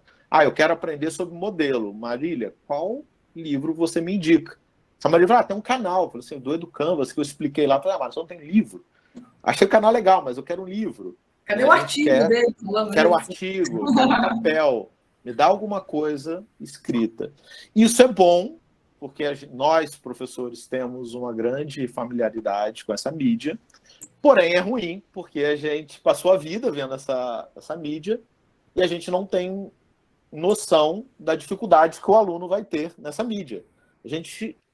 É clássico olharmos o aluno em qualquer nível que você esteja, então o professor do primeiro ano, da segunda etapa do fundamental, o professor do ensino médio, o professor do primeiro ano da faculdade, o professor do último ano da faculdade, o professor do mestrado, o professor do doutorado, sempre esse cara que está entre as fases, a frala é sempre a mesma. Meu aluno chegou e não sabe escrever. Meu aluno chegou e não sabe escrever. Meu aluno chegou e não sabe escrever. Falei assim, poxa, mas o que você chama de não saber escrever? Esse aluno acabou de entrar no ensino médio, ele sabe escrever como um aluno do fundamental. Esse aluno acabou de entrar na faculdade, ele sabe escrever como aluno do ensino médio. Esse aluno acabou de entrar no mestrado, ele sabe escrever como aluno da faculdade. Né? E assim, só que a gente não quer, a gente quer que o aluno chegue pronto para a gente. Eu quero que o aluno lá na faculdade, ele chegue fazendo artigo, porque eu quero fazer um artigo com ele. Só que ele nunca fez artigo. Ele nunca leu um artigo. Aquela é uma mídia completamente diferente dos textos que ele fez para passar no vestibular, que era uma dissertação, que é completamente diferente do outro texto que ele fez no Fundamental 1. Então, o que a gente precisa fazer? Passar para o estudante o que eu vou avaliar desse texto. Como que é a organização do pensamento dele. Legal, bacana, eu quero saber como que o meu aluno organiza o pensamento dele para se manifestar sobre um assunto. Isso é muito valioso, porque da mesma forma que o vídeo que a Marília falou, eu consigo entender qual é o vocabulário que o aluno escolheu, por que ele está escrevendo essa palavra, e se ele está usando palavras com o mesmo significado do que eu usei, ou que o vídeo, com o material base foi utilizado. E eu consigo olhar para isso e falar, faz sentido ou não faz? Onde estão as lacunas e onde que está sobrando aqui? O que esse cara sabe além, está me entregando muito mais do que eu esperava. Então, Andréia... texto... Desculpa, não, que o André levantou a mão, mas... pode falar, Andréia, não vi aqui. Hoje eu estava aplicando a recuperação, aula de recuperação, né, para um aluno de 5º ano. E aí ele falou assim, hoje era o dia dele fazer uma atividade que vale 10 pontos já para nota para ajudá-lo. E aí ele falou assim, eu trouxe o celular, eu posso buscar aqui? Eu falei, não, você trouxe seu livro de história? Aí ele trouxe. Eu falei, então, pega o seu livro. Ele, mas... Mas como é que abre? Como é que... Aí eu falei, mais nada, pega o seu livro. Aí, falei, me dá seu celular. Aí peguei o celular, botei em cima da minha mesa, né? Aí ele, tá bom. Falei, olha só, eu já falei que essa atividade da página 66 até 99. Aí ele, tá bom, isso tudo. Falei, você deu sorte que eu não botei o livro todo? Recupera o ano todo. Você tem que recuperar o ano todo. Não vem me encher a paciência, não. Ele, tá bom, tia, tá bom. Aí tá. Aí começou. É muito bom. Roma, tá? Tem Roma aqui falando no livro? Falei, cara, tu não acompanhou minhas aulas, não? Tu tá onde? Aí, tem Roma aqui, cara. Eu queria estar, eu acho isso muito bom. Aí eu falei, vai ler. Hoje eu estou analfabética, não sei ler nem som, sei ler não. Aí ele começou. E eu achei interessante vocês falarem isso agora. O prazer dele achar as respostas. Caraca, tia, tá aqui! Eu falei, então, menino, tá aí. É a primeira vez que ele tá usando a mídia. Eu falei, não, eu mandei para ele no Hadouken, né? E a resposta apareceu aí no teu livro. Não me enche a paciência. Então, é justamente isso que vocês estão falando, né? Para a gente, o procurar no livro é algo... Opa! Né? Ele levou tanto que a recuperação era só 1 hora. Eu fiquei com ele de 10 horas até meio-dia, para ele fazer 10 questões. E eu botei só questões para ele escrever. Você não botou nada de marcar, né? Eu falei, não botei nada de marcar, não. Eu quero resposta grande. Eu não quero resposta assim, não, porque não. Eu quero isso. Pega um pedaço da pergunta, já ensinei. Pega um pedaço da pergunta, repete, iniciando a sua resposta, e não quero cópia do livro. Tá de sacanagem. Eu falei, não, tô de sacanagem. Ele falou assim, que professora esquizofrênica, né? Porque ela não quer, ela me deu o livro, mas não quer que eu copie o livro. Que loucura é essa, sabe? Mas piadas, a parte é entender a mídia, como que essa mídia funciona e por que ele está ali, praticidade. Então, assim, não adianta nós acharmos que eles vão ter super praticidade com a escrita, porque nós temos e não é verdade. E tem um ponto de vista até teórico aí, os professores do fundamental, alfabetizadores, né, podem corroborar o que eu estou dizendo. A escrita é uma língua estrangeira, enquanto a gente não entender isso, fica difícil nós entendermos de onde o aluno parte, ainda mais no fundamental. A escrita é uma língua que não tem nada a ver com a língua falada, né? A gente naturaliza, ao longo da nossa formação, a correlação entre língua falada e escrita, como se fosse a coisa mais óbvia do mundo, e não é. É uma língua estrangeira, não é a língua natural do estudante, não é a língua com a qual ele se expressa durante o dia, né? Por mais que ele leia, por mais que tenha o WhatsApp, é diferente, e é uma linguagem absolutamente nova para ele, né? E sempre será, né? Para nós é. Nós, quando a gente chegou lá no mestrado, lá no doutorado, alguém te dá um livro do Sartre e você fala, nossa, eu não estou entendendo nada. Você, seja bem-vindo, né? Você não está entendendo nada porque você não está acostumado com essa linguagem, com uma outra língua. É uma língua estrangeira para você, né? Então você vai ter que aprender a ler. Não, mas eu falei Sartre, mas poderia ser Vygotsky, poderia ser Rômulo Lins, poderia ser qualquer outro cara desse. Igual o dia que eu comprei o livro do Lacan, eu falei, eu vou ficar pagando terapia, não deixa eu ler aqui Lacan, vou entender. Vou pagar terapia. Aí peguei e comprei o livro do Lacan, abri a primeira página, Lacan para leigos. Abri a primeira página, comecei a ler. Eu acho que eu vou continuar a terapia. Gente, eu estou tentando fazer pedagogia desde 2011. Eu não consigo terminar isso, porque eu não entendo porcaria nenhuma. Tá bom, vou fechar o microfone. Muito bom. Mas a pedagogia é isso, né? Porque tem uma linguagem diferente ali quando você está. Então, quando você nunca estudou isso. Eu acho que estou fazendo pedagogia agora. Estamos nessa. Essa linguagem de que a alfabetização não é uma linguagem natural, é uma linguagem de pedagogia. Humanizando o Austin, faz parte do processo de humanização do Austin. Estou me tornando um ser humano muito melhor mesmo. Eu estou muito orgulhosa dele. Fazer pedagogia é melhor que fazer terapia. Na segunda semana de pedagogia. Pô, eu fiquei muito feliz, cara. Muito lindo. Deixa eu comentar uma coisa. Silmara, deixa ele fazer estágio que eu quero ver. Eu começo a fazer estágio no próximo período com criança. Aqui, eu quero ver. Eu quero estar lá para ver. Às 9, e o que a gente tem 2 mídias para apresentar aqui e um exemplo de rubrica. Eu vou pedir desculpa, vou falar um pouquinho mais rápido para dar tempo da gente trocar uma ideia. Pode ficar tranquilo, tudo bem. Pode. Pode ser Washington, Fred, Tudo bem? Para mim, 1 hora Eu vou dormir cedo. só meia-noite. Vida que segue. Eu não, vocês, eu vou falar um negócio cedo.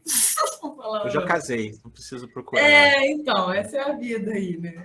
O pessoal aí, que eu sempre falo, tem 35 pessoas. Se a gente cumprir o horário, a gente vai ter sempre 35. Se a gente não cumprir, vai ter 30, 20, 15. Não é? Todo mundo tá fazendo assim, tá, olha. Então, a gente tem outras 2 mídias, que a gente falou do vídeo e da escrita, né? Que é a imagem, que um exemplo muito legal, o mapa conceitual, que é uma coisa que dá uma live inteira só sobre esse assunto, né? Que a gente permitir que o aluno se expresse de uma forma diferente do que texto formal. Ele vai analisar e pensar, entender a capacidade de síntese desse aluno, como ele analisa, como ele organiza o pensamento. Então, a imagem também é um bom jeito de avaliar. E Calma aí. Agora que eu vou falar. Não, porque tu fala de imagem, eu lembro hoje em dia da imagem interativa, aquela você vai clicando, você tem uma foto, você vai clicando e você consegue criar aquilo ali também, é uma coisa maneira de ser feita. Porque é diferente do mapa conceitual ali, às vezes você consegue, é uma coisa mais simples, uma coisa menor ali, e você consegue pegar os pontos da imagem e fazer. Tem bastante... Hoje você ficou deitado. Ô, Fred, você podia pegar aí o link desse vídeo do EduCampus. Tem um vídeo no EduCampus ensinando a fazer isso, né? é do Think Link. Tem, acho que eu esqueci o nome. Tem. Ensinando a fazer isso. E a última mídia que a gente queria apresentar hoje é o áudio. E essa foi um super achado aí que o Washington fez a primeira vez para fazer avaliação de texto. E hoje eu no remoto eu fiz todas as minhas avaliações que eu tive que fazer, pedi para eles fazerem. Então, o feedback do formalismo matemático, o feedback do formato da prova, porque eu me atentei a isso, porque todo mundo, né, sabia tudo que todo mundo estava colando, tudo, mas assim, o formalismo, como que está sendo escrito, eu dava esse feedback por áudio. Então, o áudio é legal para a gente usar como feedback para o aluno. É fácil, é tranquilo. Você grava ali um feedback para o seu aluno, ele escuta o tom de voz, ele fica tranquilo. E também é muito bom para a gente usar para avaliar o aluno. Então, ele fazer um áudio também, assim como ele pode fazer um vídeo, ele precisa se preparar, ele precisa ter uma fala coerente, ele precisa trabalhar a entonação. São várias coisas que o aluno várias habilidades que ele vai ter que ter para poder te explicar uma coisa, e ele não vai ter o auxílio visual, olha que legal. Ele vai te apresentar você vai pedir, olha, eu quero que você me explique leis de Newton com áudio. Se vira, em 1 minuto. Então, ele vai ter que adaptar, se preparar, pensar muito para falar disso no áudio. Provavelmente ele vai escrever um texto para poder ler alguma coisa assim, porque vai dar mais segurança. Então, é bem legal mesmo a utilização do vídeo como feedback e também como processo avaliativo. E aí a gente queria fechar dizendo, para poder usar essas mídias para avaliar, a gente usa a rubrica, caso a gente precise estabelecer uma nota e para dar o feedback para o aluno, porque aí como a mídia é diferente, esse aluno também não está acostumado. Ele vai fazer um vídeo, você vai dizer para ele, 6 seu vídeo. Eu falo, 6 meu vídeo? Mas por que o meu 6 da Bruna foi 7? Não dá, o número não vai ser suficiente. Aí a gente, fazendo a rubrica, fica mais fácil para avaliar o vídeo. Fica fácil para o professor entender o que ele quer com o vídeo e fica fácil para o aluno entender o que o professor quer e aí montar o vídeo a partir disso. Então, eu trouxe aqui um exemplo nosso mesmo, real, de um vídeo que a gente usou, uma avaliação que eu pedi esse ano. Essa rubrica foi montada pelo Fred e comigo, eu só ampliei, mas a base é toda do Fred, que a gente fica discutindo as avaliações. Então, era o 2º bimestre da disciplina de cálculo numérico do curso de engenharia. Então, assim, a gente trouxe esse exemplo para dizer, não dá para usar porque minha matéria é matemática. Não. Método numérico, 3º ano de engenharia, método de Newton, a gente usou vídeo para avaliar, ok? Então, acabou. Qualquer coisa que você falar agora, eu não acredito. Então, o vídeo é... Mas vamos ser... É difícil, né? Para matemática, realmente, tem coisa que é complicado da gente, do professor imaginar ali. Eu Eu acho que... É verdade, Pode não falar, é porque eu Lidi. sou professor de matemática, não, mas é porque essas 3 opções... Eu tive, inclusive essa semana, fui convidada para a formatura dele da faculdade. 2 alunos. Um muito bom na área de exatas e o outro de humana. Gente, se você visse como ele desenvolvia provas de matemática todinha em texto, era impressionante. Eu ficava encantada, porque ele tinha muita dificuldade nos números, mas ele tinha facilidade com as letras. Tanto é que ele me mandou o convite que ele vai ser advogado.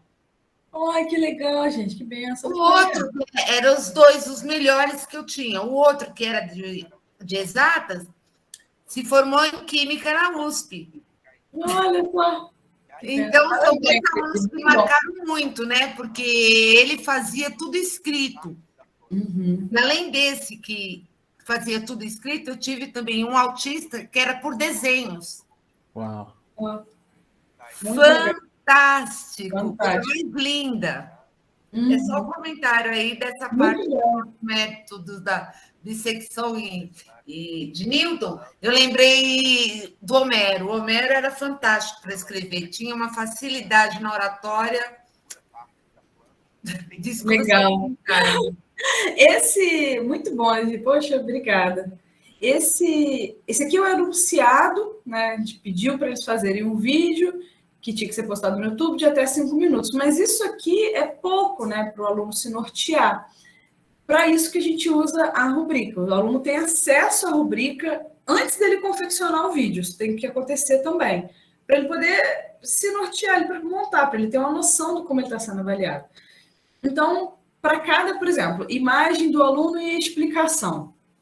0 pontos se ele não tiver imagem, até 3 pontos, sem problema para identificar o aluno e visualizar a explicação. O som, que é muito importante quando a gente está avaliando o vídeo, se ele vai para uma sala muito grande, a acústica é ruim, a gente não consegue entender nada que ele está falando. Então, a gente tem que deixar isso claro para ele desde o início. Ó, se o som estiver baixo e muito difícil de entender, você vai perder ponto, né? O negócio do aluno tem que falar de perder ponto. Você vai perder ponto. E o local, isso aqui é Fred, né, na veia, que eu não teria essa ideia tão maravilhosa, que é 0 pontos se ele gravar no banheiro ou na cozinha, e aí vai subindo ali de acordo com a apropriação, porque realmente tinha aluno que grava na cama, assim, né? É outra geração, tem coisa, o óbvio precisa ser dito, né? Rubrica é isso. Não existe óbvio, né? Tem que ser dito tudo. Que legal, velho. É muito bom mesmo. Quem comenta aqui? Cris, é bem útil mesmo, bem legal. Depois a gente pode falar só sobre rubrica. Tem um vídeo do Fred muito legal que ele explica direitinho, monta uma rubrica junto ali de exemplo, muito boa também no canal. Então, a postura do aluno tem que deixar claro, parece que não, mas assim, sim, disponibilizaremos. Caraca, conjugando verbos. Disponibilizaremos. A postura, gente, é legal, essa questão da fala, porque existe vídeo que eu quero que ele use gírias. Eu já pedi para os alunos fazerem TikTok. Então, eu quero gíria, quero dança, eu quero informal. Mas não, esse caso aqui era postura apropriada e era formal, né? E o tempo de execução, tem que estar claro. Qual tempo que eu quero? Se atender o tempo que correria... Pode falar, vou passar só mais um. Não, porque esse lance da postura adequada, isso aí, nessa rubrica, talvez fizesse um pouco mais do que só colocar postura apropriada. Ou talvez tivesse explicado em algum momento, em algum lugar, para eles o que era, ou pelo menos mostrar um exemplo de um vídeo que é uma postura apropriada. Porque o cara pode fazer yoga e achar que uma postura do cão, sei lá, fazer uma pose do cão uivando é a postura adequada para fazer. Então, tem que ser explícito. É por isso que a rubrica tem essa vantagem de você dizer o que você espera. E quanto mais claro você for, acho que no final a gente vai ter isso, quanto mais claro você for para o aluno, mais válido vai ser o seu trabalho de fazer uma rubrica, né? Isso, a gente vai falar na frente, o Fred falou que... A gente vai falar que falou, já vou falar de uma vez, que depois chegar lá e te passo os slides. Falarias, Deus, depois. A rubrica é legal, não faz a rubrica e guarda debaixo do sovaco, não. Faz a rubrica e mostra para alguém. Porque, às vezes, o que é muito claro para você não é para outro. Isso que eu acho. O Fred comentou agora, é perfeito, né? Postura apropriada para quem, né? Para mim, estava de boa. Agora eu falei, é verdade. O que será? Eu dei exemplo em sala, mas não está na rubrica, o cara não estava online na hora, não pensou, né? Então, a rubrica ela é muito legal ser feita mais de uma mão, para você poder estar sempre melhorando ela. E aí a gente colocou também a rubrica da parte teórica, né? Porque tem a parte de teoria. Se eles explicou o método, se não explicou o método, se a explicação estava fácil de entender, se a explicação estava boa, se estava confusa. Para mim, gente, o que muda de fácil de entender para muito boa é o quanto que ele não usou aporte de imagem. Isso eu falei com eles na aula. Falei, olha, você pode falar fácil de entender usando o slide, alguma coisa, mas se você realmente explicar, você mesmo falando, para mim é a melhor explicação. Então, cada professor, né? Outra coisa que você poderia ter colocado, talvez, aí também, seria 2 exemplos, usou um exemplo, não usou nenhum exemplo, sabe? Para cada item, porque aí ajuda o aluno a saber que, eu tenho que colocar um exemplo.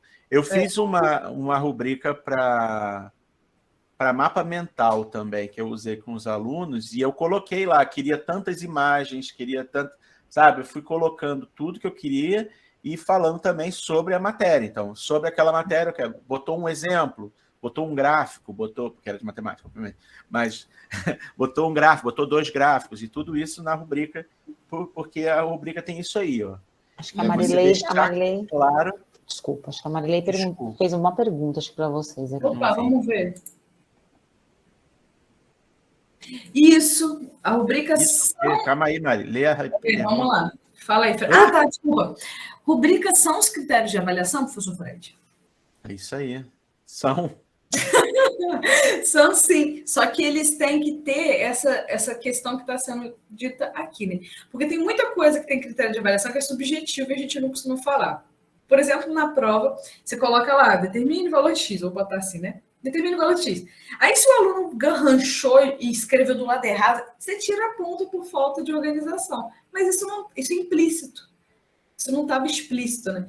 Mas na prova, no papel escrito, eles já estão há 12 anos na sala de aula, 8 anos na sala de aula, então eles foram aprendendo os critérios de avaliação implícitos à prova, que é faça sozinho, sente você, seja organizado, isso tudo está implícito, mesmo que não seja dito, porque algum professor já foi, né?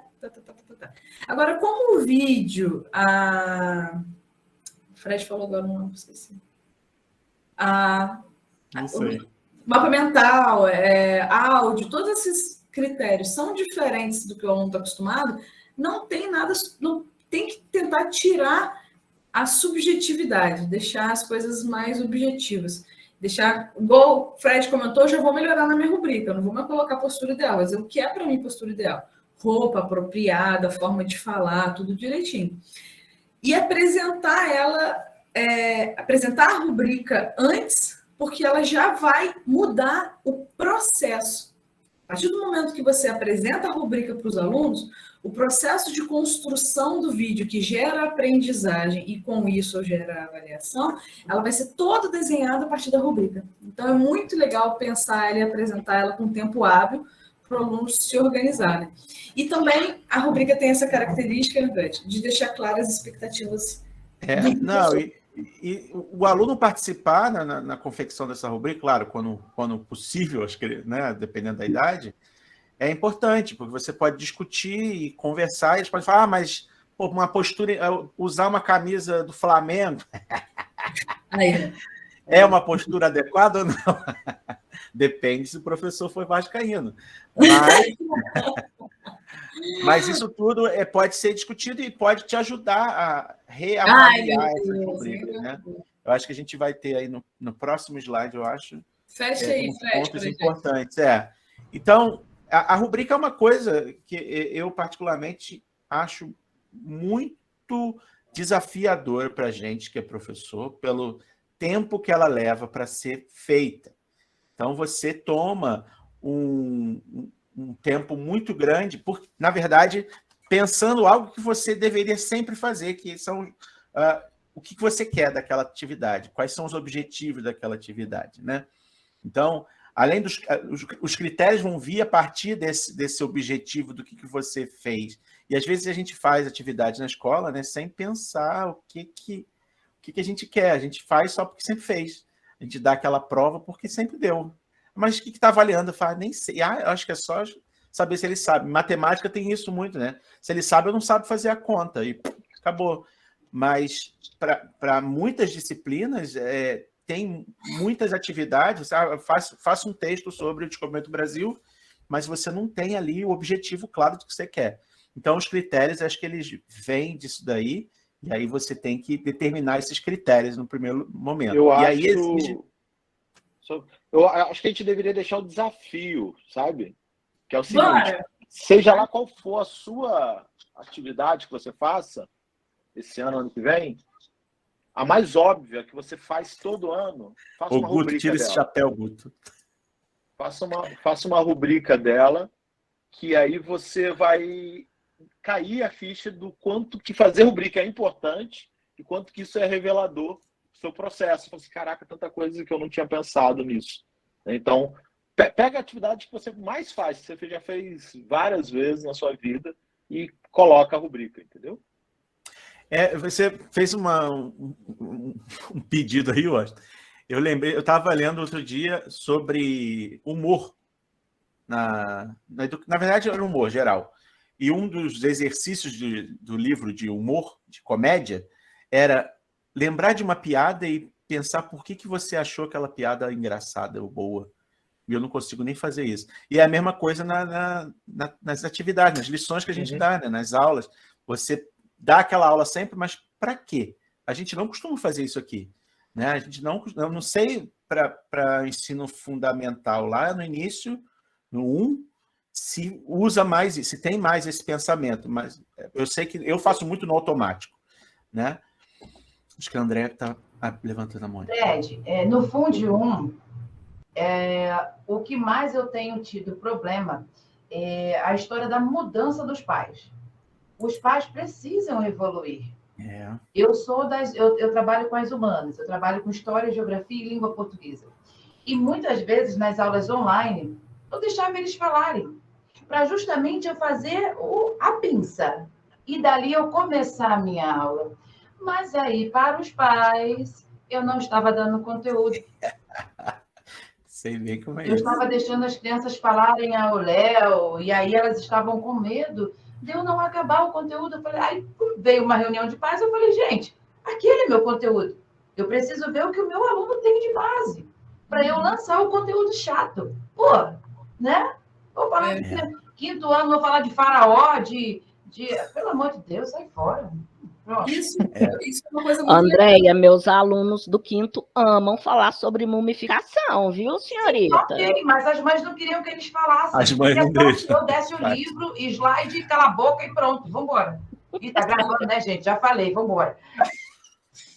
Isso que eu vou usar isso aí para encerrar aqui, vou comentar isso que o André falou e usar para a gente encerrar, para discutir, que é a gente tem esse problema de ser professor, né? Tem muitas pessoas que dão opinião e às vezes a gente tende até a desanimar. Quer dizer, você chega na instituição e chega teu diretor e fala, mas por que você está fazendo isso? O pai não vai gostar, o pai fala, por que você está fazendo isso? Então essa é a hora que a gente tem que fazer o que o André fez, que é muito legal, que é explicar para a pessoa. Não, então, eu sou especialista, eu sou professor, e eu estudei segundo a teoria tal, esse processo XYZ é importante para isso e aquilo. Então, a gente, como professor, a gente tem que se posicionar como profissional da educação e se impor em algumas coisas e não ceder, é muito importante. Porque sempre que a gente inova, a pessoa fala assim, mas na minha época não era assim. Você fala, nossa, graças a Deus, né? Toda vez que alguém vira para mim e fala, nossa, mas eu não aprendi isso. Você fala, nossa, que bem, que bom. Se 30 anos depois tivesse do mesmo jeito, seu filho merece. Estivesse fazendo cirurgia cardíaca que nem a gente fazia com 50 anos não atrás. Não ia querer, né? Vamos falar a verdade. Gente, eu vou agradecer, a gente falou, a gente acabou cedendo um pouquinho o tempo, queria abrir para alguma pergunta, né? O Washington, o Fred, querem comentar alguma coisa? Não, quero dar as mensagens lá. Primeiro, o material, toda a parte, a apresentação já está o link lá no nosso Instagram, Está no Stories, então você pode entrar lá no Stories e já pegar o link lá no Stories. E também já deixa lá a sua opinião, que aí já é a mesma caixinha, mesmo Stories, isso já é importante para a gente. Isso é muito importante. O outro ponto é que a gente tem pouco tempo aqui, né? Eu queria até me alongar mais, Marília é a polícia aí do relógio, mas tudo que foi dito aqui, com o aprofundamento e com as ferramentas, está no curso nosso de avaliação. Então, você pode ir lá, fazer a sua compra e vai ficar super feliz, certo? Um momento muito importante para a gente, porque isso ajuda o canal e ainda pega um conteúdo de grande qualidade aí. Foi feito justamente para mostrar cada uma das ferramentas, o que a gente usa com cada um e como que quais foram as nossas dificuldades implementar, e no final a gente ainda tem uma grande conversa ali de como cada um usou e quais foram os pontos positivos e os maiores desafios. Então tá tudo bonitinho lá, explicadinho. Ok? Então agora perguntas aí, comentários, sugestões aí, a gente está aí à disposição. Eu vim para ficar do lado do Guto aqui agora, estou aqui no mesmo ambiente do Guto. Você botou no mesmo lugar? E o Fred Eliane trabalhou com você no Olavo Bilac. Ah, que legal. Fred, sua cadeira é preto e vermelho também, tá, Fred? Mas tem uma cruz de Malta atrás. Atrás, sempre atrás. Sempre. Certa vez, Marília, eu estava numa mentoria do Moonshot, e aí eu coloquei no chat sobre os pais falarem, no meu tempo, não era assim, tinha que decorar verbo, tinha que decorar tabuada, tá? Aí um dos rapazes lá, né, da Moonshot, falou assim, pois é, quando for assim, fala para o pai o seguinte, eu vou te dar uma ficha telefônica, e aí você procura um orelhão e faz uma ligação para mim. Cara, eu achei aquilo perfeito. No meu tempo. Muito bom. Muito bom. Mas esse ponto aí, gente, teve algumas lives a gente falando desse ponto, eu insisto na minha comparação. O professor ele precisa se entender, acho, esse é o ponto, como especialista em educação. Isso aí. O professor precisa assumir essa posição. Assim, eu entendo de educação. Eu não entendo, eu não sou professor porque eu entendo de matemática. Eu não sou professor porque eu entendo de geografia. Eu sou professor porque eu entendo de educação. E eu uso a matemática, a geografia, o português, a filosofia e tudo mais. Mas eu sou professor porque eu entendo de educação, sou especialista nisso. Estudo muito isso. Estou preparado para isso. Então, eu tenho condição plena de explicar para qualquer professor por que eu uso o método de alfabetização que eu uso. Por que eu uso o método de ensino que eu uso. Não tem problema algum. Qualquer pai pode sentar e eu vou explicar para ele, assim como um médico explica a cirurgia que vai acontecer. Você vai chegar lá no médico, o médico fala, olha, no seu caso, a gente vai fazer essa cirurgia com esse processo e esses são os riscos. Né? O médico tem que ter isso, né? E o professor Marília, eu não sabia também. que o Washington agora é coach pedagógico, é isso? Não sabia. Mas isso é muito importante, porque o professor tem que se colocar nessa condição. E por isso, o professor tem que se formar continuamente. Ele não pode ficar fragilizado do ponto de vista de fundamentação, dizer, não, eu dou aula de matemática porque eu sei matemática. Não, você tem que dar aula de matemática porque você é professor, entende educação. Você entende dos processos biológicos da educação, entende dos processos pedagógicos da educação. E para isso, o professor tem que se formar continuamente, né? E é por isso que a gente escolheu essa profissão. Se a gente... eu não quero estudar educação, porque eu dou aula de matemática, eu gosto de matemática. Putz, é ímpar o seu lugar. Né? O seu lugar é ser matemático, não é dando aula de alfabetização matemática para criança. Né? Nem é adequado. Nem para adulto. Se você não gosta de gente e não quer dar aula, você não tem que dar aula. E bom. Então, assim como, né? O médico, não, isso é importante, assim como o médico está lá e fala assim, olha, se eu não estou formado para te indicar uma fisioterapia, se eu não tenho essa formação, eu não vou te indicar uma fisioterapia, porque eu entendo do teu músculo. Agora, como desenvolver o seu músculo, eu não entendo, você vai ter que procurar um fisioterapeuta. Da mesma forma, eu entendo de matemática, mas eu não entendo de ensinar matemática, porque eu sou matemático e não professor. Eu sou um literato e não um professor de português. Eu sou um geógrafo e não um professor de geografia. E assim vai, né? Ser professor é o cerne, é o primeiro. Depois vem a sua disciplina, depois vem todo o resto. Se a gente não entender isso como professor, porque essa fala que o Fred está dizendo aí do coach, é porque a gente reclama e reclamamos com lugar de fala da nossa necessidade de sermos valorizados.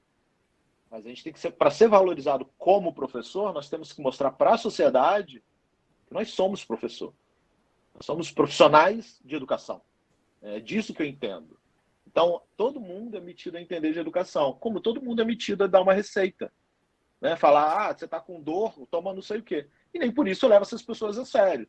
Quando eu estou com um problema sério, eu falo com o médico. Eu não falo com a minha mãe, ainda que eu ame minha mãe, mas eu não vou na minha mãe, né? Eu vou no médico. Sei, cara, então, minha mãe. A mesma coisa é a educação. Todo mundo tem o direito, é legítimo que tem a sua opinião sobre educação. Só que a sua opinião é diferente da minha, porque eu sou especialista. Eu entendo muito disso. Eu estudo muito isso. Eu estudo isso todo dia, toda semana, todo mês. Eu faço isso reiteradamente. Essa é a minha vida. E a gente precisa dar aos professores essa oportunidade da sua formação continuada, né, permanente, né, inacabável nunca, como a do médico, como a do advogado, como a do engenheiro, que é inacabável, né, e para, a partir disso, ele ou ela se sentir confortável para nesse momento que a Andréa falou, né, que é o professor, o pai fala, por que você está fazendo isso? Não, senta aí que eu vou te explicar quanto tempo você tem. Se você quiser 5 minutos, eu te explico 5 minutos. Se tiver 3 horas, eu te explico em 3 horas. Eu vou te explicar Vygotsky, vou te explicar tudo, entendeu? Tem tempo para ouvir a palavra de Vygotsky? Exatamente, mas é verdade isso. Isso é importante. Não, mas é importante usar o Vygotsky lá na hora e o cara não entender, porque o médico usa palavras que você não entende na hora, porque ele fala, eu sou médico. Você não tem coisas que você não vai entender mesmo. Então, porque você não tem a formação que eu tenho. Eu acho que isso aí, tudo que o Austin falou é verdade. A gente precisa, ao mesmo tempo que a gente pede para o aluno dizer o lugar de fala dele, para a gente entender como ele produz significado, nós, professores, temos que fazer o mesmo, né? Se a gente não tem um processo de aprendizagem que a gente acredita, se a gente não tem um referencial teórico educacional, qualquer coisa serve, qualquer dinâmica é útil. Então, você, professor, tem que saber o que você acredita, como você acredita que o aluno aprenda, porque aí todos esses processos que a gente apresentou hoje fazem sentido ou não a partir do seu referencial. Por isso que a gente começou trazendo isso. E quando você estabelece isso muito bem, isso te facilita aí para poder apresentar para os outros e indicar por que você está usando uma metodologia ou não na sala de aula. A Maria comentou aqui que avaliar desse jeito é muito fácil quando o aluno está motivado, mas quando o aluno não quer aprender, esse desafio é maior. Sempre é maior quando o aluno quer aprender. A motivação, ela tem que... O ato de motivar tem que acontecer sempre. Esse ano, quando a gente voltou para o presencial, eu dei aula no estado, em todas as minhas aulas, os 15 primeiros minutos de aula eram de acolhimento. Todas as aulas, todas, gente, todas as aulas. Porque eu não queria esquecer exatamente isso que a Maria falou. Eu preciso lembrar quem é esse meu aluno, ele está 1 ano e meio em casa, ele está perdido, então toda aula tem que ter acolhimento, porque cada aula era um aluno diferente. Então, isso é um exemplo de como você motiva o aluno de alguma forma. Acolhimento é avaliação, porque enquanto eu estou ali acolhendo ele, fazendo um processo que eu estou ouvindo ele, eu estou avaliando e estou entendendo o sentimento dele com relação à aula. Eu vou perguntar se alguém tem mais alguma dúvida para a gente ir fechando, Silmara, combinado? Combinado. Se deixar o Austin e o Fred aqui, a gente vai ficar até... Mas só para dizer ainda... lá! Não, mas é importante tudo isso. O processo de motivação do estudante, né, não é você, professor, sozinho também. Você não é essa estrela toda e não tem esse poder todo, né, que a gente gostaria que nós tivéssemos. Né? Faz parte da gente, mas é um processo junto com a escola, junto com a instituição onde você está. Isso, mas começa na sua aula. Sim, passa pela sua aula. A forma de educar é pelo exemplo.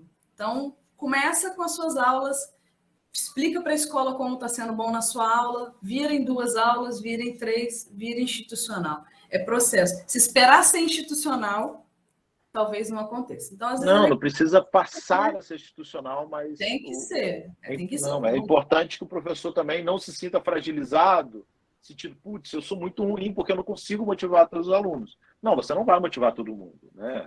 Faz parte do processo. Não vai ser todo mundo que você sozinho vai fazer. Você precisa da ajuda dos outros professores, precisa da ajuda da instituição, e saiba lidar com isso.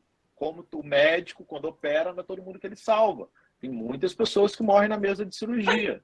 Né? Então, vamos dar um exemplo menos trágico. Pensa o seguinte, se 10 pessoas que pagam o ingresso para ir no cinema querem ver o filme, estão motivados, em torno de, sei lá, 20% dorme. Então, se o cara que pagou o cinema para ver Marvel, que é um espetáculo, ele dorme, fica tranquilo que ele também vai dormir na tua aula às vezes. Faz parte do processo.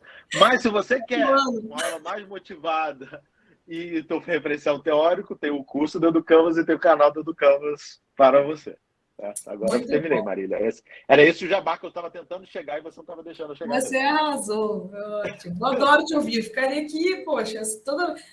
Ficaria não, Marília. Dá de ser mentirosa que você não ficaria, não. A gente fica horas aqui. Sair para beber, Marília. Você está querendo sair para beber, Marília, que a gente sabe. Eu não estou bebendo, gente. Vocês sabem que eu não estou bebendo. Pessoal, foi assim, maravilhoso. Marília, Fred, Washington. Se eu tivesse assim... presencialmente, queria dar um abraço em cada um de vocês e dizer muito, muito obrigada, porque nós fechamos com chave de ouro esse 2021, com vocês 3 aqui, espetaculares, né? Não tenho nem o que falar, a não ser gratidão, gratidão, gratidão. E cada live que eu assisto de vocês, eu me sinto mais importante o quanto nessa missão nossa aí de cada dia, e eu falo, puxa vida, estou no lugar certo e na hora certa, e eu tenho que continuar mesmo todo mundo não acreditando no professor, mas quando eu assisto a live de vocês, eu falo, vale a pena, né? Vocês são demais. Muito obrigada mesmo. E pessoal que está aqui com a gente do grupo, quem ainda não está no nosso grupo, eu convido vocês 3. Sei que aí a agenda deve ser muito... pesada, né? Grupo disso, grupo daquilo, né? É complicado. Mas se vocês quiserem entrar no nosso grupo, fiquem à vontade. É um grupo muito bacana, uma troca muito gostosa, tá? Fica o convite. E para todo mundo que está aqui na live também. Eu quero que a Paty, a Débora, a Lu, quem quiser falar com eles, mas só gratidão mesmo. Muito obrigada. Adivinha quem vai falar? Adivinha, que mais fala. E assim, gente, deixa eu contar uma coisa bem particular. Eu venho do -1 na tecnologia, né? Eu só sabia ligar o computador. A minha coordenadora classificava assim, o André, você é -1 na tecnologia. E assim, quando eu estava tentando entender tecnologia, para onde eu corria para aprender de uma forma bem leve, bem legal, para os encontros de vocês no sábado ou na segunda. A Marília entrava, então, que ela dizia, eu não posso ficar, que eu tenho que cuidar dos bastidores. Não era isso, pessoal? É verdade.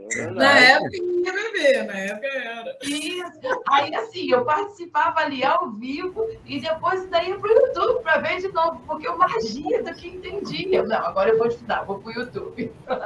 Ia para o canal de vocês. Então, é tudo que a Silmara falou, gente. É gratidão de vida, né? Não é gratidão só por uma mentoria, não. É gratidão de vida. Se hoje a profissional que eu me tornei, um dos degraus aí, na verdade, 3 degraus, né? Foram vocês aí. E, assim, foram ultrapassados com grande maestria. Muito obrigada. Não desistam. Nós precisamos de vocês, tá? Não, muito obrigado. Não tem perigo de desistir, não. Mais uma falinha. Washington, Marília, Fred, em nome do Prof. Ajuda Prof, assim, é uma gratidão tão enorme, sabe? A forma descontraída, a forma gostosa como vocês falam com a gente, sabe? Assim, de igual para igual. Não, eu estou aqui para conversar com vocês. Eu estou aqui para um bate-papo. Eu estou aqui para a gente trocar figurinhas, sabe? E essa, para mim, é a principal característica de vocês. é a característica do sorriso no rosto. Eu até coloquei lá, né, na questão da arte. E vamos lá, vamos levar o que a gente sabe, vamos passar, vamos levar para frente. O mundo não é tão difícil assim, né? Então, bora, vamos enfrentar. E é isso que eu gosto em vocês. Muito, muito obrigada. O grupo, a família Prof. Ajuda Prof. ama vocês. Que bom. Obrigado. Poxa, muito obrigada, de verdade. Mas a Marília não chorou ainda, não é possível. Até eu já estou emocionado. Eu já chorei hoje, já. Mas bom, a boa muito bonito, Vale tem que ir lá e dar like no Instagram e seguir no YouTube. Gostei muito Eu de vi participar. mais gente me seguir logo, seguir de volta no meu aniversário, gente. Obrigada, viu? Desculpa qualquer coisa, correria, a gente vai se falando. Paty vai falar Foi alguma muito... coisa, Paty? Ô, Dea, estava esperando porque a Ledi também queria falar, mas tudo bem. Foi um prazer tê-los aqui conosco. Silmara disse para vocês entrarem no grupo da gente, mas se não puder, tudo bem, a gente já está no grupo de vocês, a gente já foi. Porque Silmara, todos os dias, ela, gente, é do Canvas, tem que vir, gente. É assim, a gente ficava louca, né, Dea? A gente já não está aguentando mais ela. E ela disse, quando vir, os 3 vão vir, e vai ser para fechar, pronto. Silmara ficou nas nuvens. Mas foi muito bom, agradeço demais a participação de vocês aqui, uma live bem descontraída. Como alguém comentou no chat, passou tão rápido que a gente nem percebeu. Falar de avaliação é algo que sempre nos angustia, né? É aquela velha questão de saber como avaliar, e nesse tempo de tantas mudanças, né, de remoto, de semipresencial, de presencial, isso ficou cada vez mais complicado. E foi muito importante a gente ouvir cada fala. Falar de rubrica foi muito legal. Gal estava, pena que eu acho que ela saiu justamente na hora da rubrica, que foi uma colega que participou com a gente dando mentoria sobre rubrica. E algumas pessoas ainda não conhecem essa forma. Você viu que teve alguém perguntando, né, se eram os critérios avaliativos. É algo que para algumas pessoas é novo, e é importante a gente trabalhar isso, porque eu acho que é uma forma muito interessante de avaliação. Como vocês falaram, é difícil, né, a princípio, construir, mas com a prática, com o exercício, a gente vai se adaptando, aprendendo, e eu acho que é uma forma, um caminho legal a ser seguido. No mais, obrigada a todos. Marília, sempre sorriso, né, Lu? Muito divertida. Foi bom ouvir matemática, porque às vezes a matemática fica assim, um pouquinho jogada de lado. Tudo é mais difícil na matemática, então hoje eu e Silmara estamos felizes em ouvir tantas formas de avaliar com a matemática. Obrigada a todos. Um beijo. A gente tem esse defeito, a gente fala muito de matemática, né? Eu amei. Matemática é vida. Vem a Ledi também, vem a Ledi, completar o time. Não, então. Interpretar não resolve. É vida. É a vez da Ledi agora, tá linda. Desculpa. Então, era na fala da André, que ela era -1 em tecnologia, né? E eu já, como eu já falei, eu sou antiga, né? Eu vivi toda a evolução da tecnologia. A minha pós-graduação em análise de sistema é de 92. Para você ver quanto tempo. E cada dia que passa, a gente vê uma coisa nova. Todo dia tem coisa nova. E a gente vai se ajustando conforme cabe, né? No orçamento. Já coloquei SSD no meu computador, agora já estou pegando um i10. Já estou pegando um i10, porque não posso ficar atrasada. Eu acho que eu me prometeu um Mac de Natal. Eu parei de então. Aí, Fred, ele falou que ia dar pra gente um Mac de Natal. Tá gravando, acho. Isso eu lembro. Nós dois, ela falou que ela era -1, ela tem que lembrar que é assim, que a evolução é tão rápida que não existe o menos ou mais. Todo dia é uma coisa nova. De manhã você compra um aparelho, à tarde você tem que comprar outro. E assim vai. Não é assim que funciona? Uhum. E, inclusive, eu fiz aniversário na semana passada e os alunos fizeram uma festa para mim, né? Mas o que eu achei legal foi que ele falou: professora, a tua idade tá errada, é o contrário. Você tem 16 anos. 16 anos, porque a cabeça ela não envelhece, cada dia está mais nova. Verdade. Não é assim? Eu estava agora há pouco mandando mensagem para minhas filhas pelo Capicute. Eu aprendi com a Luana. Os meus alunos, prepara no Canva só a arte, porque nada como o Google. Slides, planilha, todo aquele mundo dele lá, que é muito mais fácil dos alunos trabalharem, né? Olha, muito obrigado para vocês, eu sou muito grata, porque encontrei uma turma que fala a minha língua, que consegue me entender.